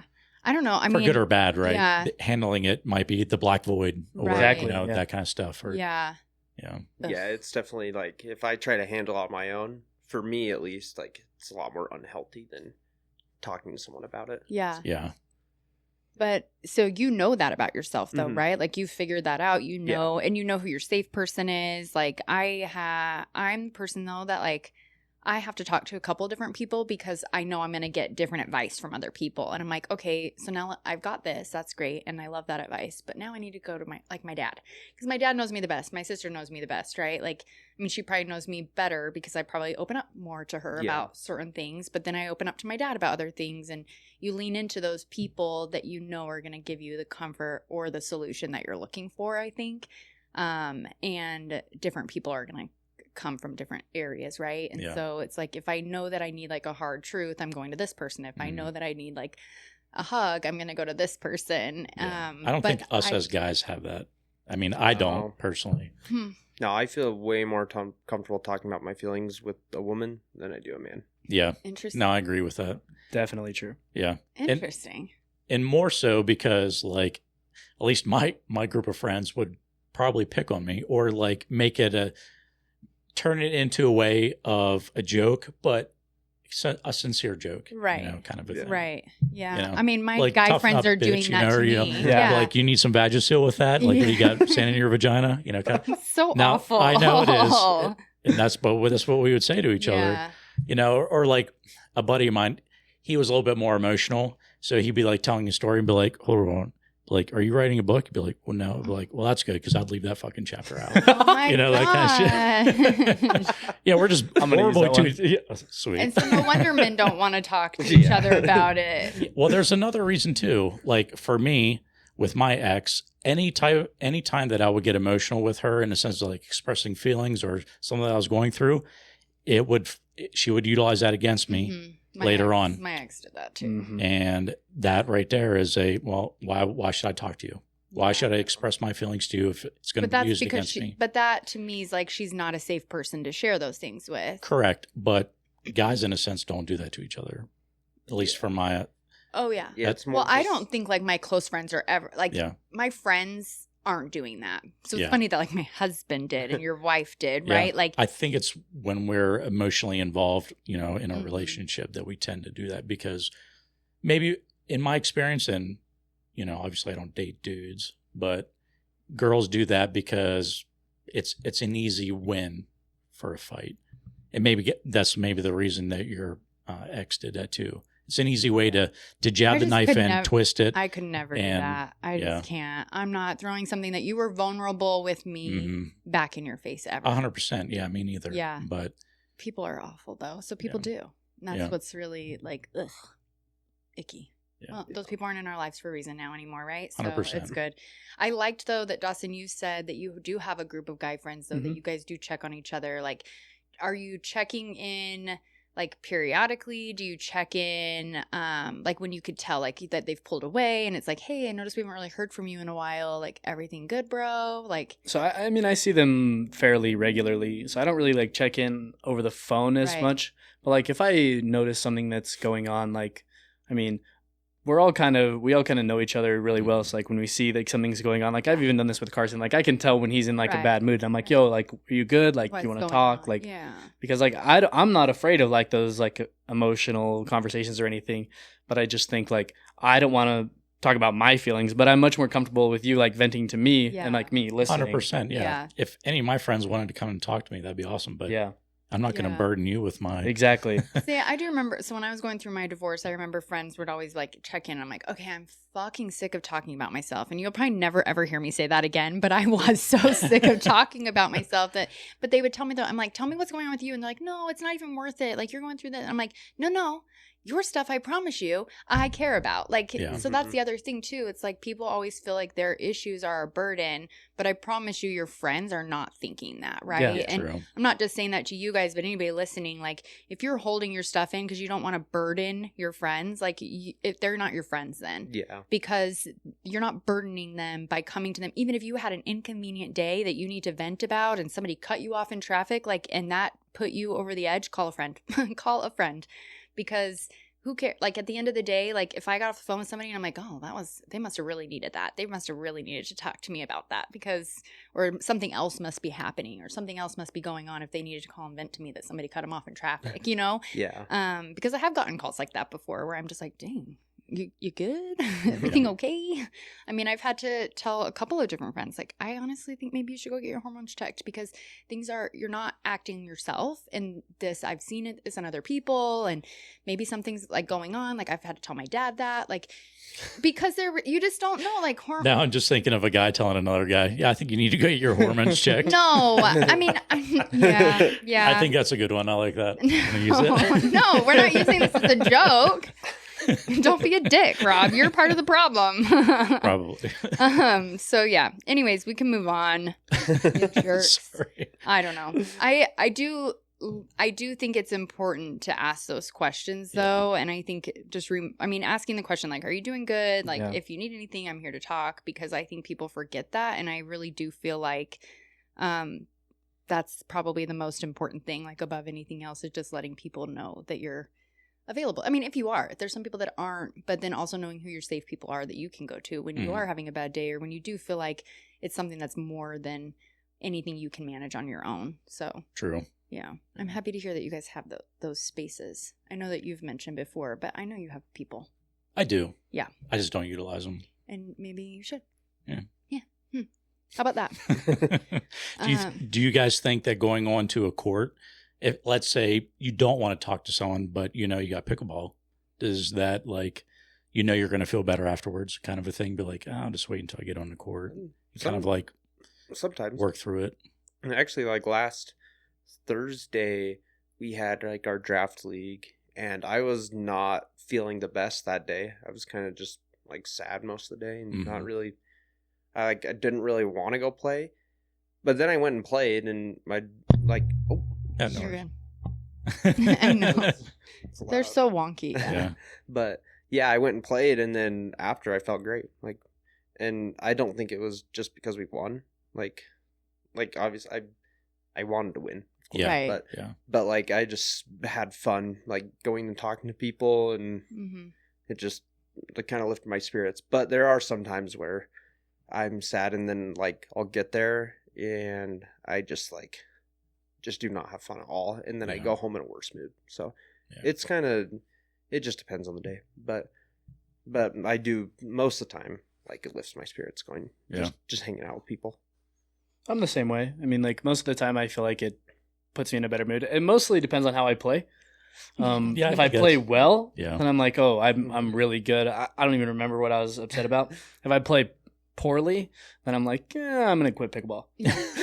But most of the time I just hang out and talk, like, with like the community. I mean, basically everywhere I play now, I have like a big community that I'll be like at like the Roy Kitchen for some reason in the parking lot talking for like an hour at least, and then I'm every like, time they get you, and then I'm like, oh, I should have been home like an hour ago. But we're already leaving those leagues at 11 p.m. Why the fuck are we still in the parking lot talking? But it doesn't matter who I've it is. been there until like 1 a.m. talking to people. I'm like, what am I doing? I have work tomorrow.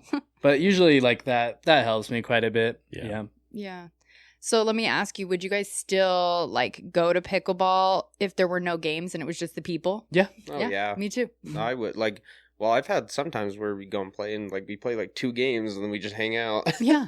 Well, I mean, that's kind of rare, but but I still have fun, like just Same. hanging out and talking. But I mean, like, I think we've both shown up to like events when like either one's playing and we're not, just to watch and just like hang out. I mean, well, we talked about the Mega Money Ball. I've gone. I mean, it's sometimes just men there most of the time that are there playing, right? And I've just gone to watch because like their wives are usually there, and I'm like, I want to hang out with you guys, just to watch. And so it really, I don't know. I think the same thing. I don't think so, to be honest. I mean, I like conversing with people, but I'm not the type that carry on long conversations and all that kind of stuff. I'm even an introvert around my friends. Interesting. So, yeah, I see that. Yeah. Yeah, I mean, I don't know. So you're going to kind of get your emotions out then, or to just play? Yeah, right? just to play, and I know I can work whatever I'm going through out on the court. Even if I play bad, it's gonna obviously make my mood even worse. Right. But on the way home, I'm just like, kind of like take a deep breath, like, okay, like I had fun. Yeah. And like if I lost, it's not the end of the world. Yeah, I just blame it on my partner. Yeah, exactly. Yeah, head, that's what I do it's all too. her fault. Well, wait a second. I play with Carson. Yeah, with that money ball. Just, oh my gosh, I could not believe that. I was just telling. I felt so bad. Yeah. This is the one where did I tell you that I kind of like lost my vision for 20 minutes? No. So Carson and I played really well guys played during so the well. pool play, and I feel like I was killing it that day. I felt really good. Yeah, you were playing awesome. And you were being so encouraging, and I felt like we were just doing really well. And then we go into our second bracket game against you and Malaya, and it was like the very first. I think like one of us served, and maybe it was the next shot, and I was like, I have to take a timeout. I could not see anything. Yeah. If I was looking at you or Malaya, I couldn't even see Carson. Yeah. Like, I had to, like, zone in. And then I couldn't even see if he was doing, like, switch or stay. I was like, what is going on? And so I remember, like, walking up to the wall because the wall's black and just, like, trying to, like, start at the wall and move my face away to be like, okay, like, is it just something? I mean, and everybody's like, just sit down. I'm like, I don't feel dizzy, though. I just, like, I don't understand what's happening. And what's weird is we come off, and then it was maybe, like, 10 minutes later, it went away. So, but, like, 20 minutes... 20 minutes, I just couldn't see. We should have demanded a rematch. We should have. I mean, I know you guys were so nice, and you guys were like, we can wait. And I was like, no, I don't know. But honestly, like, then I think there was a point during that, like after we switched sides, where I almost started crying because I'm like, this is scaring me a little. Like, I don't know. I'm probably going to have someone take me to the emergency room. Yeah. Like, I was like, did I have a stroke? I started in my head thinking, I was like, am I having a stroke? Like, what is going on? So I wondered if you had a ocular migraine. That's what I think it was in the end. Because I've had those before, and mine, half of my vision will be blurry, and I get this spinning. So it looks like a ceiling fan almost. I've had those, or like speckles on the side. I've gotten those with migraines. I've never gotten where like I can't see. Well, I shouldn't say that. It has happened 2 or 3 other times over like the course of 5 or 6 years, but nothing recent. Yeah. And usually it's when I'm like on a screen. So I just like put my phone down, or I'll put my Kindle down or something. And I'm like, okay. And then it'll be fine. But I did wind up taking Excedrin because I was like, I hope I don't have time for a migraine today. Yeah. But I also was like, I also haven't eaten, and I've had caffeine and a lot of it. So it could be a number of things. I'm not having a stroke. It's fine. You just need to be healthier. So do you think it might be the lights too? Because I've noticed that LED lights somewhat mess with my vision at times. No, this was very different. Oh, okay. Yeah, this was like, it was concerning. I probably should have still went to the doctor, but whatever. I mean, because it really was like it was so weird. I've never had it before. It did scare me a little. I don't think we talked about it after. No. I didn't realize it was that bad. It was not. It like freaked me out for a little bit. And I was like, just stay composed, especially because I think we started to come back with a few points. And I was like, if I lose it, then we're definitely not even having a chance. Well, because I thought your vision was just kind of blurry, and then you were just frustrated. Yeah, no, I still couldn't see. I was like, I was frustrated because I was like, of course this would happen when we're doing good, not when we're already playing like dog shit or something. But golly, that was so frustrating, and I felt bad because whatever. I know, but then what was funny is somebody asked me, they're like, I saw that you're signed up with Carson in Moneyball. Did you ask him or did he ask you? And I was like, he asked me. But I was also like, why does that even matter? First of all, it was such a weird thing. And now I can't even remember. I honestly can't even remember who it was because I would. You guys know. I mean, most of the time I really do try not to name drop on here, but then sometimes when I'm calling people out. That's what a question I was going to ask you guys about Moneyball is: do you go in each time with a different partner, or you try to stick to the same partner? And do you guys play? Is it mixed mostly, or is it men's doubles? I personally prefer to play men's more than anything. I just think like my skill set is the best at men's. I don't know. I just like to hit drops, think the ball personally. Yeah. I'm trying to like learn to flip the switch in mix because I like to be a little bit bigger. It's still a struggle for me. I have like a couple that I play with like occasionally. Like I play with Shannon and Tara a lot. Mm-hmm. Kaylee, I try to play with Kaylee as much as I can. Besides that, I mean, like, Those are all like 5-0 players. yeah. Like very good. Kaylee's 5-0. pretty much playing with like another dude. She's so Yeah. Oh yeah. It's actually like when I play with Kaylee, I can play like my men's style game and just let her put points away. yeah. So like it's like, She's so good. I've learned about myself, like just play with like a woman who's like slightly more on the aggressive side. Yeah. Because I'm like, I mean, I don't think I'm not aggressive, but I don't even think I'm on like the more aggressive half of the aggressive scale for a man in mix. So it's I think you're both pretty passive players, Yeah. or more strategic yeah. than aggressive. like I just like to dink the ball and earn pop-ups rather than just like drive everything and speed up off the bounce and just make stupid decisions like that. So then when I play with like an aggressive female like Tara or like Shannon, or like oftentimes they'll be the ones who like will initiate that stuff. Yeah. Like all I have to do is just hit a drop, get to the line, they initiate, and then I just put points away. Yeah. That's what I've learned. Yeah. Yeah, I think neither of us hit the ball all that hard. Yeah. Compared to a lot of guys, I feel like we can't be as aggressive.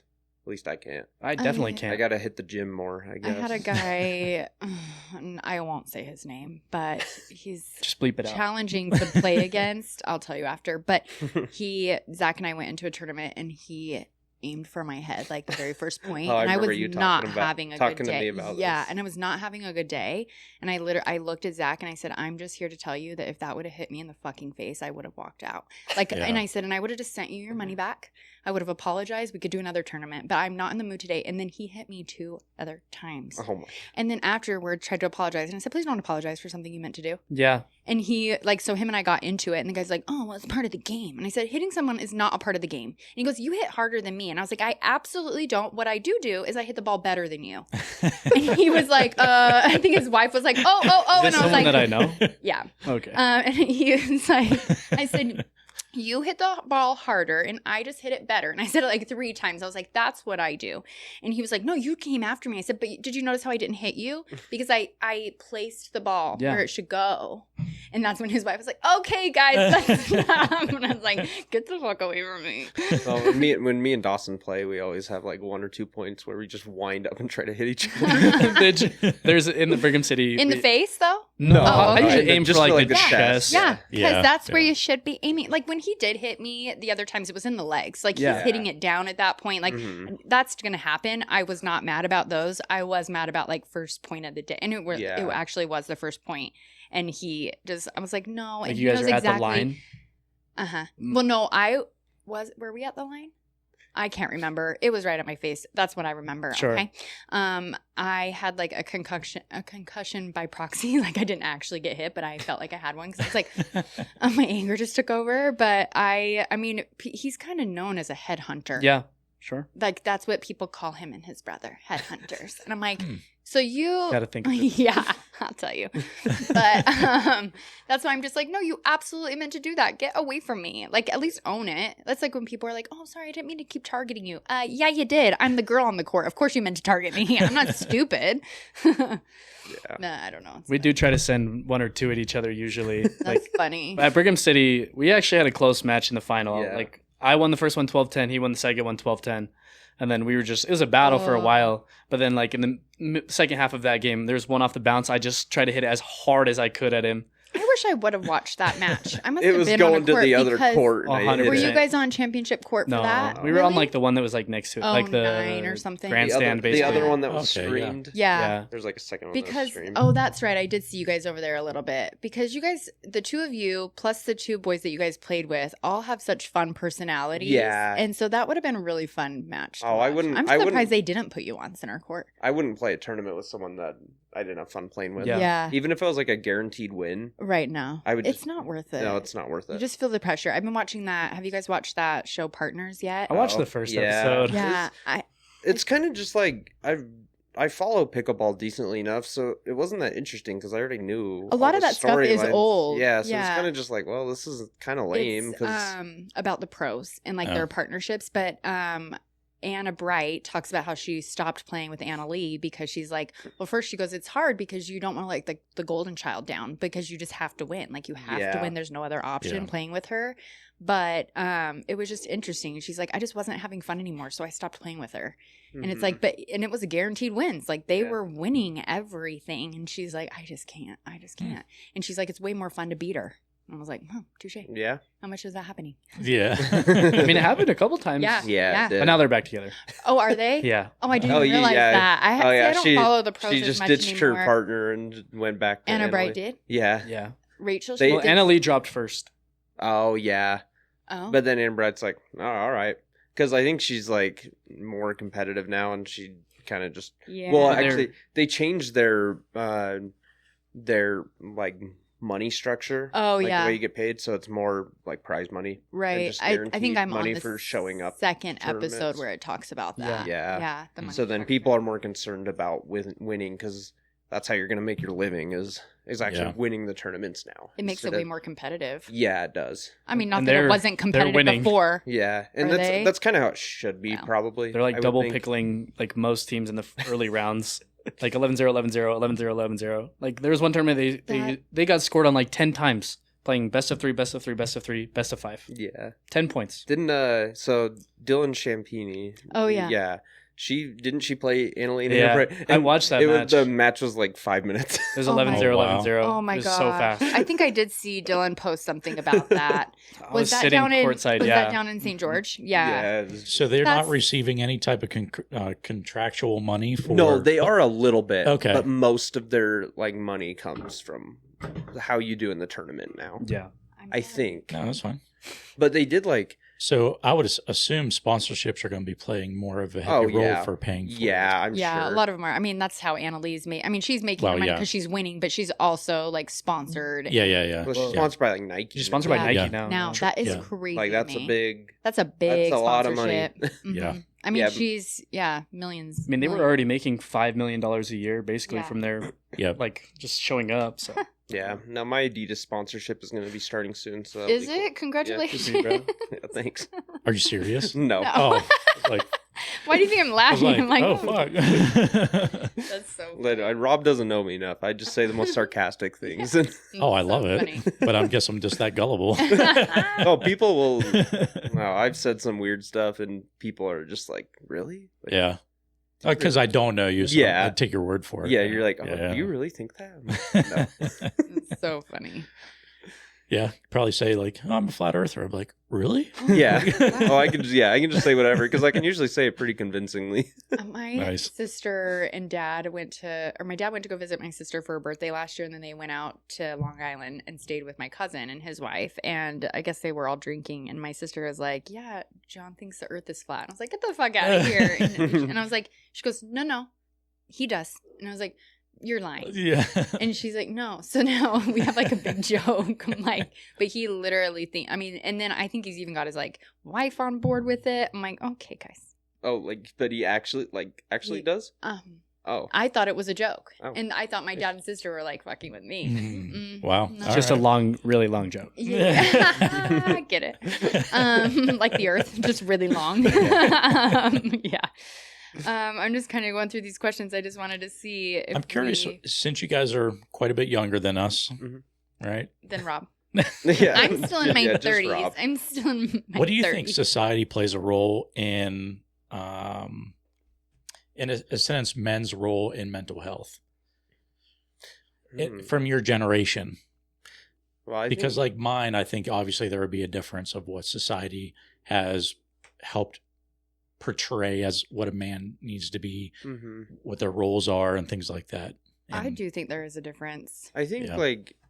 I think in the past, and this is just kind of what I think. I don't know for sure, but like women have always had mental health problems, like maybe comparing themselves to other women. Like, oh, this girl's prettier than me. Like, she's more talented than me. And men, I feel like haven't had that problem quite as much. But like our generation, I feel like has that problem because of social media. Mhm. So just like seeing, because sometimes I'll see these guys and they're like, ah, dang, they're in such good shape. Like, yeah. they're like, Yeah. they got so much It's money. all the comparison They game. got so much money. Like, I wish I could do that. That's and then you kind of interesting. just I get didn't like, even think about that. yeah, you're kind of just compare yourself and you just are envious of other people. So Yeah. I know like that went on in my high school a lot. Like just people kind of bragging about what they had and other people being envious of that. And so Yeah. I just feel like older generations, though, they just like it was like, be tough, be strong, don't talk about your feelings, right? Like they're just kind of meant to portray this like tough guy act. And I don't want to say like tough guy act, because I think they were like they were for like in the 50s, right? It was like breadwinners, women stayed home, like they had to be the strong person of the family. They had like, you didn't talk about like mental health, you didn't cry in front of people, like that was like, boys don't cry, like there was always that thing, and you don't see that as much anymore. And so I think like younger generations, like, you know, even ours a little bit, like it does seem like every 10-15 years people become more and more okay, or pushing more like therapy and talking about your feelings, and it's okay, and boys can cry. And I think it is because you've seen this male loneliness epidemic, and we're all trying to fix it, right? Because I think women even kind of succumbed to that thought that men should be tough, and men a long time ago, right? And now it's like, well, no, if men are experiencing what women are talking about, then that's sad, and we need to get everybody on board to kind of fix this issue. Yeah. Rob, okay, you're not a part of the conversation. Yep. Just kidding. You don't feel that? I think, yes, to a degree, women they want a man that's able to express their emotions, but I think they want it limited, because they might say that, but in practice, I think they don't. What do you mean? When in a relationship, they don't want a guy that's always like talking about their emotions and stuff like that. I think that's in general a turnoff. They might say that they want that, but in practice, they don't. Or if they might say that, then they get that and experience that, then they're like, oh yeah, I don't really like that. I want you to actually like step up and like deal with your shit. Yeah. Kind of thing. But I think we should all be stepping up and dealing with our shit, but how we do it, right? Like going to therapy is stepping up and dealing with your shit. Talking about it is dealing with your shit. But that'd be the difference, right? If you're going to therapy and you're working it out there, sure. Mm-hmm. But also bringing that home, or bringing it to the relationship to where you're maybe constantly, I don't know. It's just my take that women might say that they want a very like an emotional guy that might be on their same level, but in reality, in practice, that they don't. I guess it depends on what what you mean when you say like emotional, right? Like there's clearly a difference between. I mean, that's why women talk to their friends about their emotional states. Yeah, but I mean, anger is an emotion, and I don't want a man who's emotional because and he's anger, right? Like, correct. Or someone who has. I think it just depends on how you're dealing with and working through your emotions. So I think that's probably where like the difference is. I mean, I don't think anybody wants someone who's not working and doing the work to make themselves better. And I don't think that there's many people out there that don't want to be better, right? Like, I think there's people, even me, like I am a Cancer, right? So that's my zodiac sign. We're known for being very emotional. I got a tattoo on my body that goes from my pinky toe to my pinky finger. That is a steady line that tries to remind myself to stay steady, because I do have a lot of emotions, and and sometimes I have those in very big waves. And so but I've had to do the work to kind of stop being a crybaby, stop doing this. So what does emotional mean to you, of how emotional you would like your man to be? I think I would want someone who is emotionally, what's the word I'm trying to use? Available, in that they're open to talking about their emotions. They can be vulnerable. They can talk through things, and they're not keeping it in. And because I think when you keep things in, it comes out in other ways. It comes out in unhealthy coping mechanisms. To what right? level, though? I mean, at any level, coming to you and talking about their emotions and their feelings. If they needed to do that every day to work through things, then yeah. You'd but be fine with that. I think I would be. I think it depends on the emotions they're having and whether I can take that on, right? Because I think or how they're depending on me. So like what I was thinking, like how I would take that is if it's like, because some people express emotions in different ways, and typically, I don't know if it's for you. For me, sometimes it's like if I pack a lot of things in, I'll just explode eventually. It's like, and then you go back and you're like, well, this bothered me and this bothered me and this bothered me. But if you're like more in tune with your emotions, if like something bothers you and you say it in the moment, that's gonna like eliminate the explosion at the, later on down the line. is that being emotional where I'm like, hey, you know, the way you loaded the dishwasher is annoying. Yeah. Like I would do it a different way, but it's annoying. Yeah. But like if I don't do that, and then every time I see that you loaded the dishwasher, I'm like annoyed, and then it bothers me, and then I like later on I'm like, well, you loaded the dishwasher wrong, like stuff like that. That's how I would view that. And I can completely relate to that. I've talked about how my ex-husband was like that in ways where it was like he let it build and build and build, and I wish he would have just said something sooner on how something I did made him feel. Like you said, it's hard for you to hide that stuff from Claire. She knows immediately. So she's like, what did I do? And the more available you are to be able to talk about that instead of saying, well, I don't want to burden her with that because it's so silly for me to be upset about that, so I don't even want to bring it up. But if you're bringing it up, then you're able to just move forward. Obviously, if I don't want to be with someone who always plays the victim.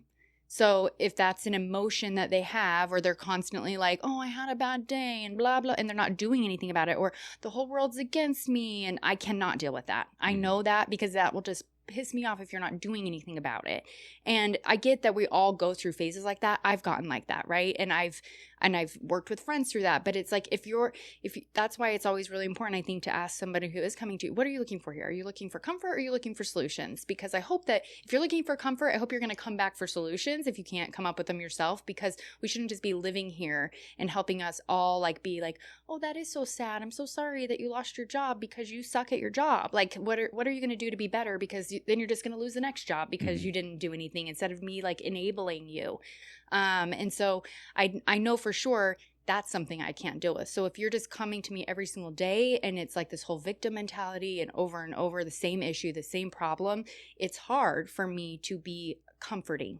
Yeah. Because I have maybe given you advice and you haven't taken it, or you haven't gone about it yourself and gone to another friend for different advice, because maybe you don't like the advice I'm giving you, and that's okay too, because sometimes I can't relate. I can't always relate to a man. I can't always relate to my friends who are parents, or my friends who are married, to somebody that's a different personality. And I'm probably just thinking of it wrong, right? You know, I mean, I see it as, if I'm too emotional, then you're going to lose respect for me as being a man. I think I've been married, and it's probably just my own. But there probably are women out there that would. I'm not going to say I'm very different. I'm better than ever. I'm just kidding. No, I'm just saying everybody wants something different, right? Everybody is looking for something different. Something's going to work differently for everybody. The four of us, we sit here, we have pickleball in common. Yeah. We probably want somebody different. The type of partner we're all looking for is somebody different, right? We're four different personalities. The people we need to support us and the people we want to support are going to be four different personalities. Correct. Yeah. So that it's easy to say, like, what would you want? What would you be okay with? Would I be okay with somebody coming to me every single day and talking to me about their day and how it made them feel? 110,000%. Mm-hmm. I want to know those things. I want to have those conversations, because it helps me understand you better. It helps me understand like what makes you tick and what I can do to better support you if you're talking to me about that. But if you come home and you don't want to talk about your day, and you don't want to talk about something that upset you, and you don't want to talk about something that made you happy, then how am I supposed to also contribute to your happiness and helping you get through and over things, right? So yeah, I would be okay with somebody being a little more emotionally available and vulnerable in those conversations. Yeah. I mean, if you're talking about somebody coming home and crying every single day, then I'm not going to lose respect for them, but I don't know how to support you. And if it's every day for a short period of time, that's great. And if it's every day to help you get over something and help you work through something, great. But I don't know, every day for years and years, that's a lot to ask of a partner. Yeah. But that's a lot to ask from maybe a it's just male the environment partner that I grew up in, and then the environment of my past relationships and stuff like that. Right. That has culminated into my thought process on this. Right. So. Like when Claire and I are together, she like asked me like, how's work or whatever. And if I give her an answer like, oh, it was good. And then she's like, okay. Like, please elaborate. Yeah. What was so good about it? Yeah. What was so good about it? Like, yeah. Did you talk to your coworkers? Like, what did you talk to them about? Or like, what'd you code today? Yeah. And then I tell her, and then she just she glazes right over. She's like, I actually don't care about the coding. I actually don't know what you're talking about. So, but yeah, just like, I think they, like, a lot of women do care. Yeah. But as long as you're just not like, I think it's hard being emotional every single day, just like, because eventually you do have to kind of work through your problems. Mm-hmm. Like if I'm having a bad day or something, like she kind of gives me a day to work through it on my own. And then, right. But after that, like, it's time to figure out a solution Right. to what's going on. And or how if can you we need fix another that? day, at least you're communicating. I need another day. Yeah. I'm sorry. I hoped I could be over this. I hoped I could work through it on my own, but I need another day. And as long as you're communicating that, but yeah, I agree. Because if you just go your whole life and Right. just like, I don't know, you're just sad, like maybe you lost your job and you're just kind of like I'm not ready for another job. Or Right. Like, I don't know if I can do this. Yeah, like you gotta work through that and be able to. You can't just be sad all the time. Like, Right. And I think that's harder for some people than others. Right. But yeah, eventually you gotta work through that. And I do think like figure it being vulnerable and being emotional, right? Build connection with people though. I really do feel that way. So if you have a partner that's like being vulnerable and telling you things that like help make them tick or things that help make them not tick, make them talk, I don't know. Then you're building that connection with that person because you can also like talk about it fixing it together or how can I just feel like it creates a safe space and then you have this different level of connection than you have with somebody else. And whether that's with friends, parents, kids, your significant other, like you're just building that connection. Stevie, we are having a serious conversation over here. he just hit his head I on know, the like, he stand. I think I put a notice. negative connotation towards, I guess, the word or phrase emotions So I will or say, emotional. yeah, and I think that's because, and maybe it's like we've gotten like progressive with that, but I think Dave used to do the same thing, right? Like he'd always, you're too emotional. You're so emotional. I'm like, you have emotions. How is that different from my emotions? Like you have emotions as well. And I think once I said that to him in that way, it clicked and he's like, you're 100% right. He did, but he just had different emotions. And why does that make his better than mine or mine worse than his or vice versa? It doesn't. You just have different ones. And once you understand that how you're responding or reacting to things is your emotions and how you're dealing with things, then it doesn't, I think then you can kind of grasp how to deal with them and work through them. I hate using the word deal with because we're not dealing with our partner's emotions, right? Like we want to work with them and work through these issues and problems together. At least that's what I say, but I've been divorced twice, so nobody fucking listen to me. So I don't know. It shouldn't necessarily just be like a compromise that you're both are just kind of like, nah, like yeah. both just kind of okay with. Like, I think it's important to find a solution that you're both very happy with. Right. Yeah. Which is a lot easier said than done. Oh, yeah. But, And you're not always going to be on the same page 100% of the time, Yeah. right? It's like, you know what? I can't deal with your fucking crying today. Get away from me. I'm also having a bad day. And then it's like, okay, but as long as you know that and you're communicating at least that, it's like, we're probably not either of us in the right state of mind. Like you mentioned it earlier, like, you're getting heated and we cannot have this conversation. Mhm. But once you know that and you can be emotionally aware enough to recognize that this isn't a good time for us to talk through this, and we need to come back to it later. We're going to take a time out.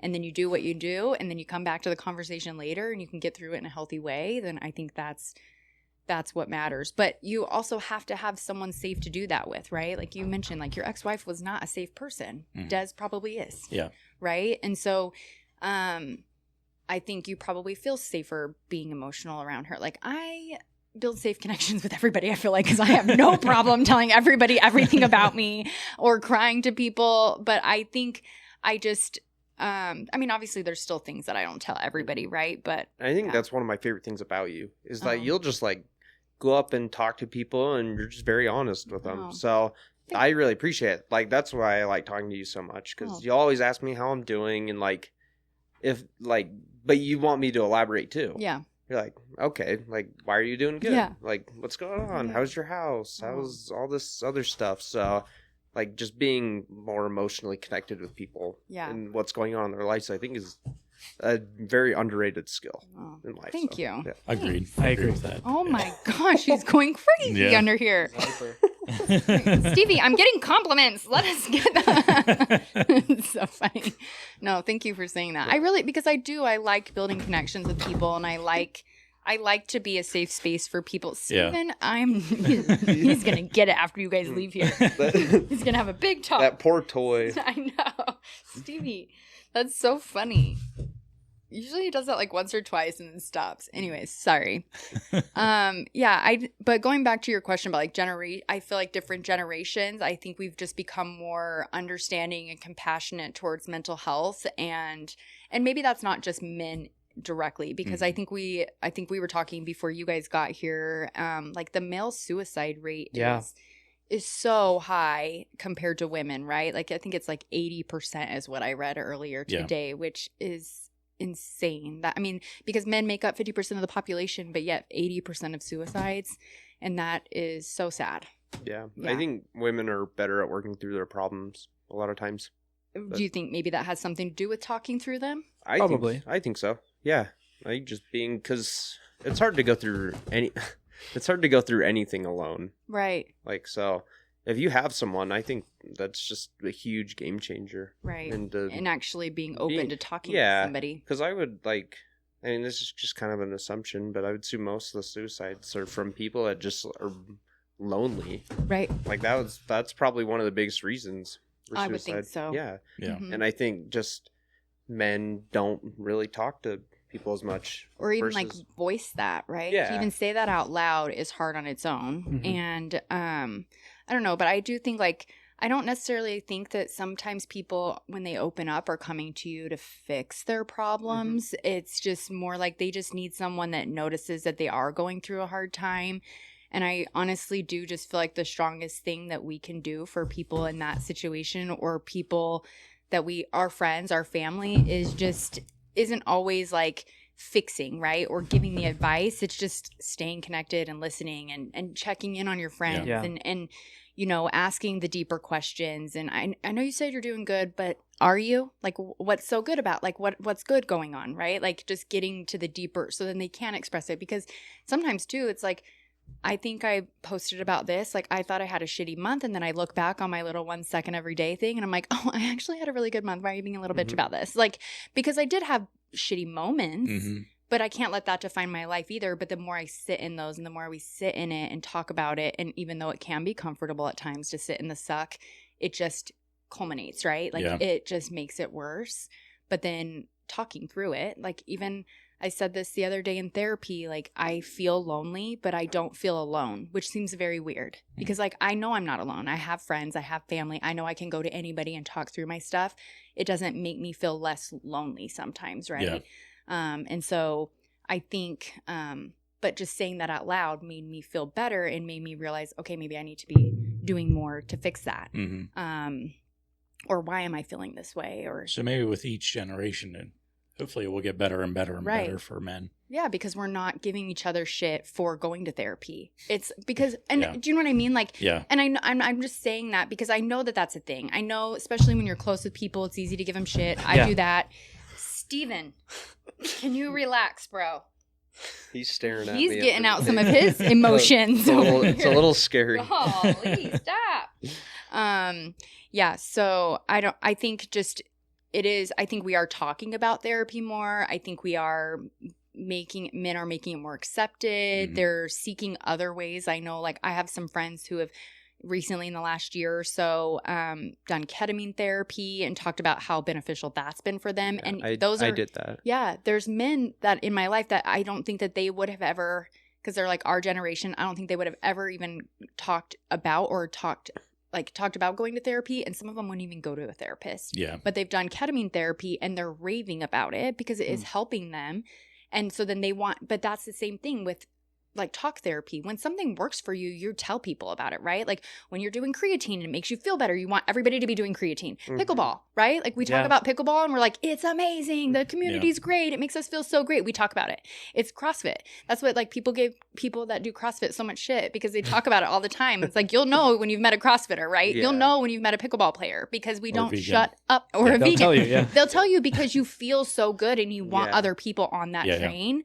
I think therapy's becoming that way, or ketamine therapy, or anything that you find that works. It's like when you see someone else struggling.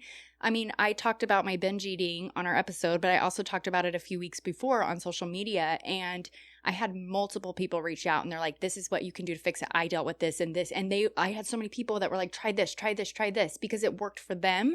So I think mental health is becoming that way. Like, I've definitely seen a difference in the military. I mean, my first 12 years, with my job, if you went to mental health, you're off PRP, like you're not going out to the field, you're not doing your job, and then you're looked down upon, like you're failing, right? And like you did that to try to get out of your job or something. Yeah, I think within the last 7 years, it's being a little bit more acceptable. But that stigma is still there. Yeah. And I think like they have EAP, which is like the employee assistance program. A lot of companies have that, but I know like the military has like their mental health clinic, but then they also have EAP for like family members and stuff, which is great. But I know that people hesitate to even do that because they're worried there's going to be a record of it, and they're worried that they're also going to be looked down upon but it just sucks. It sucks that for years, like at the beginning of yours, I know before that when you did go to mental health, it was. Like, I never documented. did until, well, not you, but like people, it was documented. It was. Because then, and for a good reason, right? Like you obviously, it's the same like with your mission, right? If you're not in a good headspace, you don't want to be going out into the field, whether it's for a church mission, correct. That's a why deployment. When people's lives are on the line. Right. It's important. Like, because my dad flies for Delta now. Oh, and okay. like, so if you're on like antidepressants or stuff like that, you can't really be a pilot. Yeah. Right.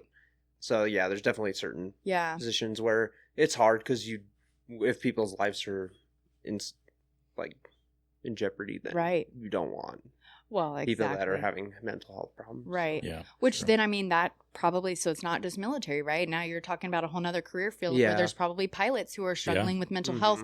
And because people struggle with mental health. Like, look, we went through 2020 through, that messed with a lot of people. And you just have these situations, or 2008 when we had, there was no money. I can't think of the word the recession. Yeah. Words are hard. But like you have these things that really like people's lives kind of crumble under. And so they can just have it in their genes. And I mean, I remember going and getting on antidepressants years ago, and I'm like, I don't have anything to be sad about, but I'm so sad. And I couldn't understand it. It's because there is a chemical imbalance in your brain. Like you can't help it. And but there's so many people that aren't getting the help for that. And don't even get me started on peptides, because I think peptides can fix that. So if you guys don't want to go to the doctor and look into peptides. I'm not familiar with that. Do your research. But there are lots of peptides out there if you're not wanting to go to the doctor because you're worried about losing your job. Look into peptides. So anyways, I mean, we could go off on a tangent, which we tend to do. But so did you have other questions? No, I really like that societal one of, the social media aspect, because you guys probably grew up with social media. Yeah, and it was not a thing when I was a kid. I know. I just saw something the other day that talked about the movie Superbad and when it came out. And I think it came out in 2007. And it was a movie about people like our generation, like millennials, who were going to parties and, probably like the end of millennial, right? Yeah. But that were in high school going to parties. And in the movie, there's nobody with a cell phone and there's nobody with like social media, because I mean they had cell phones, but really like it was like them just enjoying each other at a party. And then at that same time that the movie was released, the iPhone 1 was released. Then social media came out, like Facebook. I mean, I think those things were there, but it was like MySpace. You had it at like the palm of your hand, right? And so it was just kind of, I think the video I saw was just mentioning how ironic it was that like that movie came out and it was talking about, and it's literally like the last movie of its time, because the next movies you see people have iPhones, people are on social media, like all these high school movies that come out is now showing that, and how everything can be recorded and everything can be documented. And so it's kind of interesting because that's like your guys's, like when you were in high school and college, like you had phones, everything was on social media. Snapchat was probably a big thing. I think it's still a big thing. I've never used it, which is crazy because we didn't have that. Like my parents didn't let me have Snapchat until at least high school. It was smart. I think it was maybe like my junior year of high school. Smart, because you made a good point that like our mental health is suffering because of social media. It's always the comparison game. I said this it's funny how much you can get through. Well, I can get through. I talk fast in therapy in one session. Yeah. But on Friday, I was literally just talking about that. Like sometimes I get a little carried away with the shopping, which isn't even an addiction that I talked about the other day. But I notice like when my emotions are low, I start to shop. That's how I am. Yeah. I get like that too. Yeah. But I noticed that I probably wouldn't buy half the shit I buy if it wasn't for freaking Instagram influencers. They're like, you must have this soap dispenser. I'm like, you're right, I must. Add to cart. Like it's so much. Like they're influencers for a reason, right? Like they're influencing us without us even knowing it sometimes. And you look and it's the comparison game. I'm like, oh, their house is beautiful. My house is shit. This is why I don't do Prada homes. This is why I do not go to Prada homes. Cause I'm like, you're right. I do deserve $1 million house. This piece of shit. I come home here. I come home to this house and I'm like, I hate these doors. I hate this color. I hate this furniture. And I'm like, why? I worked really hard for all of this. This is like 10,000 square feet. What are you talking about? Yeah, exactly. Yep. That's this room alone. But yeah, it's the comparison game. I don't know why we do it. And that's probably the only reason I hate social media is because of that. I have gotten better about like comparing like my body to others as far as like that but I do. I'm like, oh, that outfit's cute. Yeah, I don't let my son have it. I mean, he has Discord. I guess maybe that could be considered social media too. Not really. I mean, it's it's kind of like a group chat. Yeah, but I won't let him have any. Yeah. When he turns 18, have at it. Right. Yeah, it's not healthy. Yeah. Like, because I get on there, even like not necessarily comparing yourselves to others, but just being on there a long time, getting addicted to that is huge. Mm-hmm. Yeah, and then that can lead to other things. Yeah, like the doom scrolling. Yeah. I'll sit there and just like scroll because there's something satisfying about like actually swiping up on the screen. So. Mm-hmm. Yeah. And I'm like, I'm there's not even looking. The guy who invented that wrote an interesting paper about it. Really? He's like super against it. Yeah. Really? Mm-hmm. That's kind of interesting. Like the infinite scroll, he wrote like a whole thesis. And he's against it? Mm-hmm. That's so interesting. Yeah.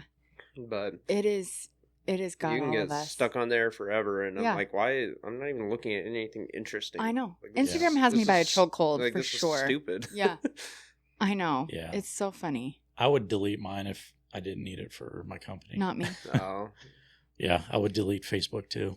I delete mine every so often. Even though re-download it, and then that's how I am with the dating apps, but not Instagram. Oh yeah, I did that with dating apps. Yeah. But Facebook does have its utilities. I find a lot of cool concerts and events that are going on. Oh yeah, that's so how I feel about. That's nice. Yeah, there's some great things about it for sure. But somebody made fun of me for having Facebook the other day, and I was like, well, it's the best way I stay connected with my dad and like my older family members. Yeah. They all have it, but. So two things, but that's how I find a lot of events and things in the local area is Facebook. Mm-hmm. And then the other thing is, do you guys remember, and I don't know if it's still this way, and you guys might know, do you still have to have like a college email address to get Facebook? You did when I got it the Correct. first time. Same here, but that stopped in like 2006, maybe 2007. Wow. Yeah. Okay, so just shortly after. Maybe like 2010. That seems funny that you'd have to have that. Yeah, you not everybody goes to college. Exactly, that was like the point. Like it was meant to be like a college thing. Yeah. Oh yeah. It was it was interesting. Because once they opened it up to everyone, that's when MySpace like died. Oh, that's MySpace right. was MySpace was like so that you could really get it big. In high school or something, Yeah. or you had to. Did you have to be 18 to have MySpace? That's how I met know. my first husband, guys. No. I met a lot of friends. I don't even know anything about MySpace. It was really cool. You could design your own background. You could program your own background. You could add music, and you got to pick your top 8. If you guys think kids are mean now, could you imagine going to somebody's page and finding out that you've been MySpace dropped page, from it's so like garbage? How come I moved from number 1 to number 2? Who's this bitch? Why is she your best friend now? That's right. You had your top 5. Top 8. Oh, top 8. I have heard about the top 8. You like, and it was like the front of your page, and then all your other friends were like on another page, but your top 8, and you could put them in order. Yep. And Tom was always in everybody's top 8. Did you know initially like Tom, the inventor of MySpace, or he never changed his profile picture either. He initially had to be in everybody's. I know, it's so funny though. And then I think you could move him off of your top 8, so it was really just your top 7 when he was there. Nobody was actually friends with Tom, but it's so funny. You guys are just staring at us with blank stares. No, I just have I wouldn't even know what MySpace. I think we should bring that back. I mean, I've heard of it. That sounds kind of fun. I never used it. It was cool. I really enjoyed it. I liked it too, but I then made a lot of friends off of it. Yeah. I had MySpace, and then I went to when I got back from Afghanistan, everybody had Vine. Oh You yeah, guys remember yeah. Vine? Huge. And then Instagram was like shortly after. Yeah. And so then I was like, I never had okay. either of those, Vine was but I knew about awesome. them. Vine was so funny. It was so funny. It was like the beginning. And then I think 2020 hit, and that's when like people are so funny when they're locked up in their homes alone. Like that's when like content creation got really big. I think Yeah. is during the whole COVID epidemic, right? Like I don't know. I Uh, guess. there's some people that on social media were like, oh, I'm okay with you making a lot of money because you're hilarious. Hilarious, Like, yeah. But then there's some people I'm like, you're not doing anything. Nothing. Like this is Yeah. stupid. People are watching you because you're awful to watch, and that it's like you're a train well, wreck. there's like women that are just like gorgeous and Yeah, like me. people just watch. Yeah, Yeah. like you, definitely, yes. But like that's the only reason they get views. Oh, I And know. It's like, well, That's why I don't do Twitch. Or This is anything like lame. that. yeah. Yeah, What's like- Twitch? It's like live streaming. Yeah, live streaming for, like, well, it used to be gamers? just for gamers, Yeah, but I now think- it's like everything. It's mostly video games, I think, still. Yeah. But you can Yeah. live stream anything. Oh, Yeah. I should live stream my pickleball matches on there. oh. Yeah, you- I've been going live on Instagram Is that a thing, though? lately. I don't know. I wouldn't get If it any isn't, I wouldn't get let's any do it. views. I We wouldn't could get any start it. views. It probably wouldn't. These gamers would just be like, no thanks. Yeah. that's right. Yeah. An Well, I enemy would. has been slayed. An ally has been slayed. That's what I'm going to do voiceover. That's it. That's what I know what I'm doing for next video. It's a little bit of League of Legends. I only know about that because my ex-husband, I would just always hear, an enemy has Oh been yeah, people slayed. did play that. So I just walk around my house saying that. And he's like, could you stop? I'm like, an ally has been slayed. Go to the jungle. Sorry. Did you Such you a- guys get divorced because he played League of Legends? Yep. Yeah. That's We valid. should- That's so Just- valid. That game is It ruined our something marriage. else. If you ask him, it was pickleball. And you ask me, just kidding. Like, I never cared. The video games never bother me. Yeah. So I'm like, everybody has to have their way to decompress. oh yeah. But I remember my first husband played like a ton of Xbox, and my dad's like, I don't know how you deal with it. And I was like, I don't care. It gives me time to do stuff. Sure. Yeah, I know that's how, Yeah. that's how Claire is. Yeah. Like she's like, I'm fine just reading my book. Yeah. Or if you want Then I to don't play feel video guilty games doing or my do stuff whatever. because you're doing your stuff. Yeah. So So is that another like outlet for you then? Video games? No, I just kind of use that example. I really don't play that much video games Okay. anymore. But Yeah. What about It's you? a pretty big alley for me. Yeah. Yeah. Like I have just a lot of friends that I grew up with that play video games too. So that's Yeah. kind of like A secondary social? yeah, thing? it's like, Okay. you know, I consider it social, but I know some people don't because it's like through a screen and we're playing a game. I But, don't know. I think Yeah. you do. but I think like, you know, I don't play like single player games or anything like that by myself. So Yeah. it's like I will only be playing video games if I'm like with my friends. That's what Yeah. I find the most fun. Yeah. So Yeah. I think it's That's important. what- That's fair. Yeah. I remember so when Dave and I first, because his one of his brothers lives in another state, and then like especially when we moved to England, they were all in different areas, and it was a way for him to stay connected with his friends and Yeah. his siblings, and Mhm. they all played. Even his sister at one point would play, and her boyfriend. So they were all on together, and I was like, that's so cool because we moved to a whole nother country. We don't have friends, family's not there, and it was a way for him to stay connected. I was a little envious because Yeah. I didn't have that. But I made friends easier because I was going to work every day and seeing people and making Mhm. friends. So it was different for me. But yeah, that's another reason I'm just like, no, it's a way to socialize. Yeah. And so it never bothered me. It bothers me with my son a little bit because he lives 4 houses down from his best friend. And I'm like, why don't you And- go hang out? And he's like, well, we are. We're Yeah. playing games together. I'm like, But they could be doing that in your living room. yeah, if they wanted to. I'd probably feel better if he had friends over more often. Yeah. Yeah. I mean, they do hang out. Yeah. But But then you have to do split screen. yeah, and there's not a lot of TV. couches. Just bring the computer over, dude. Oh, man. Plan him there Old- for the whole old weekend? landline. Yeah, the old LAN party. That's what we used to do. Oh Yeah. my gosh, that's funny. Heck yeah. No, I don't know. All right. Well, we've been at it for 2 hours. So wow. one last question. What advice would you give another man who is struggling silently right now? I got to think about this one. Yeah. Dawson, you can go first. Play pickleball. Like, Play pickleball? Yeah, I think pickleball honestly has been. I think everyone should play. Personally, that's my own sentiment. It's just Yeah. like no matter your age, your athletic ability. I just think like it's so beneficial. Like not even just like physical health wise, but just like I mean, there's so many studies about like racket sports as well. Just With your brain health. yeah, your too. brain health. Like the Mhm. racket sport players live longer than any other athlete. Wow. So then I think that's the big thing. And then the community, I know that there's studies about like, you know, especially now that, you know, like, I don't know why it's caused it, but like, you know, people have lost their like tertiary place. And I think that it's important to find that, you know, like back in the day, especially men used to like go to the bar or, Yeah. you know, and have like that close-knit community. I think that pickleball is a perfect place for that, where you can work on your physical health and also have a community around you. Yeah, no, I 100% agree with that. And when I see someone that doesn't have like a social life or, are struggling to find friends, I'm like, go pick up pickleball. Seriously. You'll make friends right away. Now,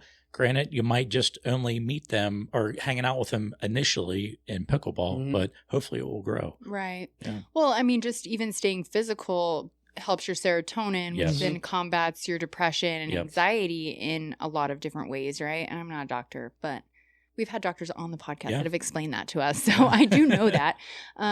But yeah, so it doesn't surprise me that like pickleball has helped all of us, right, in that regard. So yeah, and I think that's great advice. like along with pickleball, just like any sports in general, like I think just exercising in general is just really healthy for people to release anger or whatever sort of emotions you're feeling, and you get to meet people, like you get to meet some awesome people. Right. So I agree. Like the people sitting here. Right. You guys are all awesome. Yeah. Like when I I started running in high school, like I got to meet friends that I never knew. So you just get to meet new people and kind of create an outlet for yourself, Right. So you're not just sitting at home just thinking about how sad you are or how angry you are, or Right. Yeah. whatever. So I think just finding something you're passionate about. Your thoughts like breed your emotion too, right? So the more that I was saying that earlier, like the more you think about how depressed you are, how sad you are, the more depressed and sad you're going to be. Yeah. And so it is like like a mind over matter situation, but also you do have a chemical imbalance. So I think my advice would be seek help and don't, who fucking cares what anybody thinks? Like it's so easy to say, right? Also, nobody needs to know that you're seeking help. Nobody needs to know that. It's your business to share. It's your business to let people know if you want to. It's your business to let people know if you want to be on medication. If you are on medication, I think seeking help and staying connected is so big. If you're not ready to open up and talk to people, journal. And it seems silly, but do it in your notes app. Like if you're not ready to sit down with pen to paper and journal your feelings, then do it in your notes. Do a talk to text, or talk to your notes, right? Like talk it out, sometimes saying things out loud. Like I mentioned, like the whole, like, I feel lonely, but I know I'm not alone. I don't feel alone. I just feel like it seems weird to say, but it makes sense to me to feel that way. But why am I feeling that way? So then I have to write that out. And it's like, okay, well now I know how to fix it. Now I know what to do. Or now I know like the next step to get there. But I think like staying connected with people, seeking help, and trying to not care what other people think, even though we've talked about how easy that is to do because of social media. But when I'm like super stressed out, I'll write in my notes app just like every little thing I can think of that I need to get done within like the next month or 2 months or whatever. And that kind of brings relief to me. And I could see people using that for emotions as well. Just write down like every single little emotion you're feeling. And then you don't have to rip it up and throw it away. Yeah, and then you don't have to think about what you're thinking about. Right. I've done those exercises where I've written down every emotion that I'm feeling that I don't want to feel, and I write it on a piece of paper and I fold it. This is so weird, you guys. This is like a little ritual. I fold it away from me. So I fold the paper in half away from me. I fold the paper again in half away from me, and then I wind up ripping it away from me. So because I'm like, I'm just trying to rid those emotions, and I don't know. I don't necessarily know that practice alone helps, but writing it out does. Because I'm like, just get out of me, and put it on the paper or put it in the note and then delete the note, right? And then Stevie eats the papers. Yeah. Do you journal at all or anything like that? No, most of the time. I mean, like I'll write some stuff in my notes, but like most of the time, if I'm feeling any sort of way, like I usually try to categorize it between things I can control and can't control. Yeah. And then if I can control it, I just try to think really logically about what I can do to, fix it. Like, but if I can't control it, then it's like I shouldn't put any, effort into this or like think about it, because it's like I literally cannot control it. It's like it just happens. It's so hard though. It is. We want to control those things. Yeah. Yeah, but that's where we have to be okay with the not knowing or the not being able to, like not being able to control how your parents or your friends or family react, and if they're not reacting the way, because we can only control our reactions, not someone else's, right? But yeah, that's all right. This is like heavy stuff, but good stuff. Yes, thank you guys so much. Thank you guys. I really appreciate it. Yeah. This is great. I know it's hard to be vulnerable in general and tell your stories. So thank you for doing that. I was a little bit nervous to come here, so it's good for me to get out of my comfort zone. Yeah, I think it's good for everybody. Yeah, I don't love talking about myself all that much. Yeah. So, Stick with me. I'll teach you. All right, guys. Thank you so much. Yeah, All really right. appreciate it. Yeah. Thank Talk you. to you Yeah, later. thanks. Bye. Bye.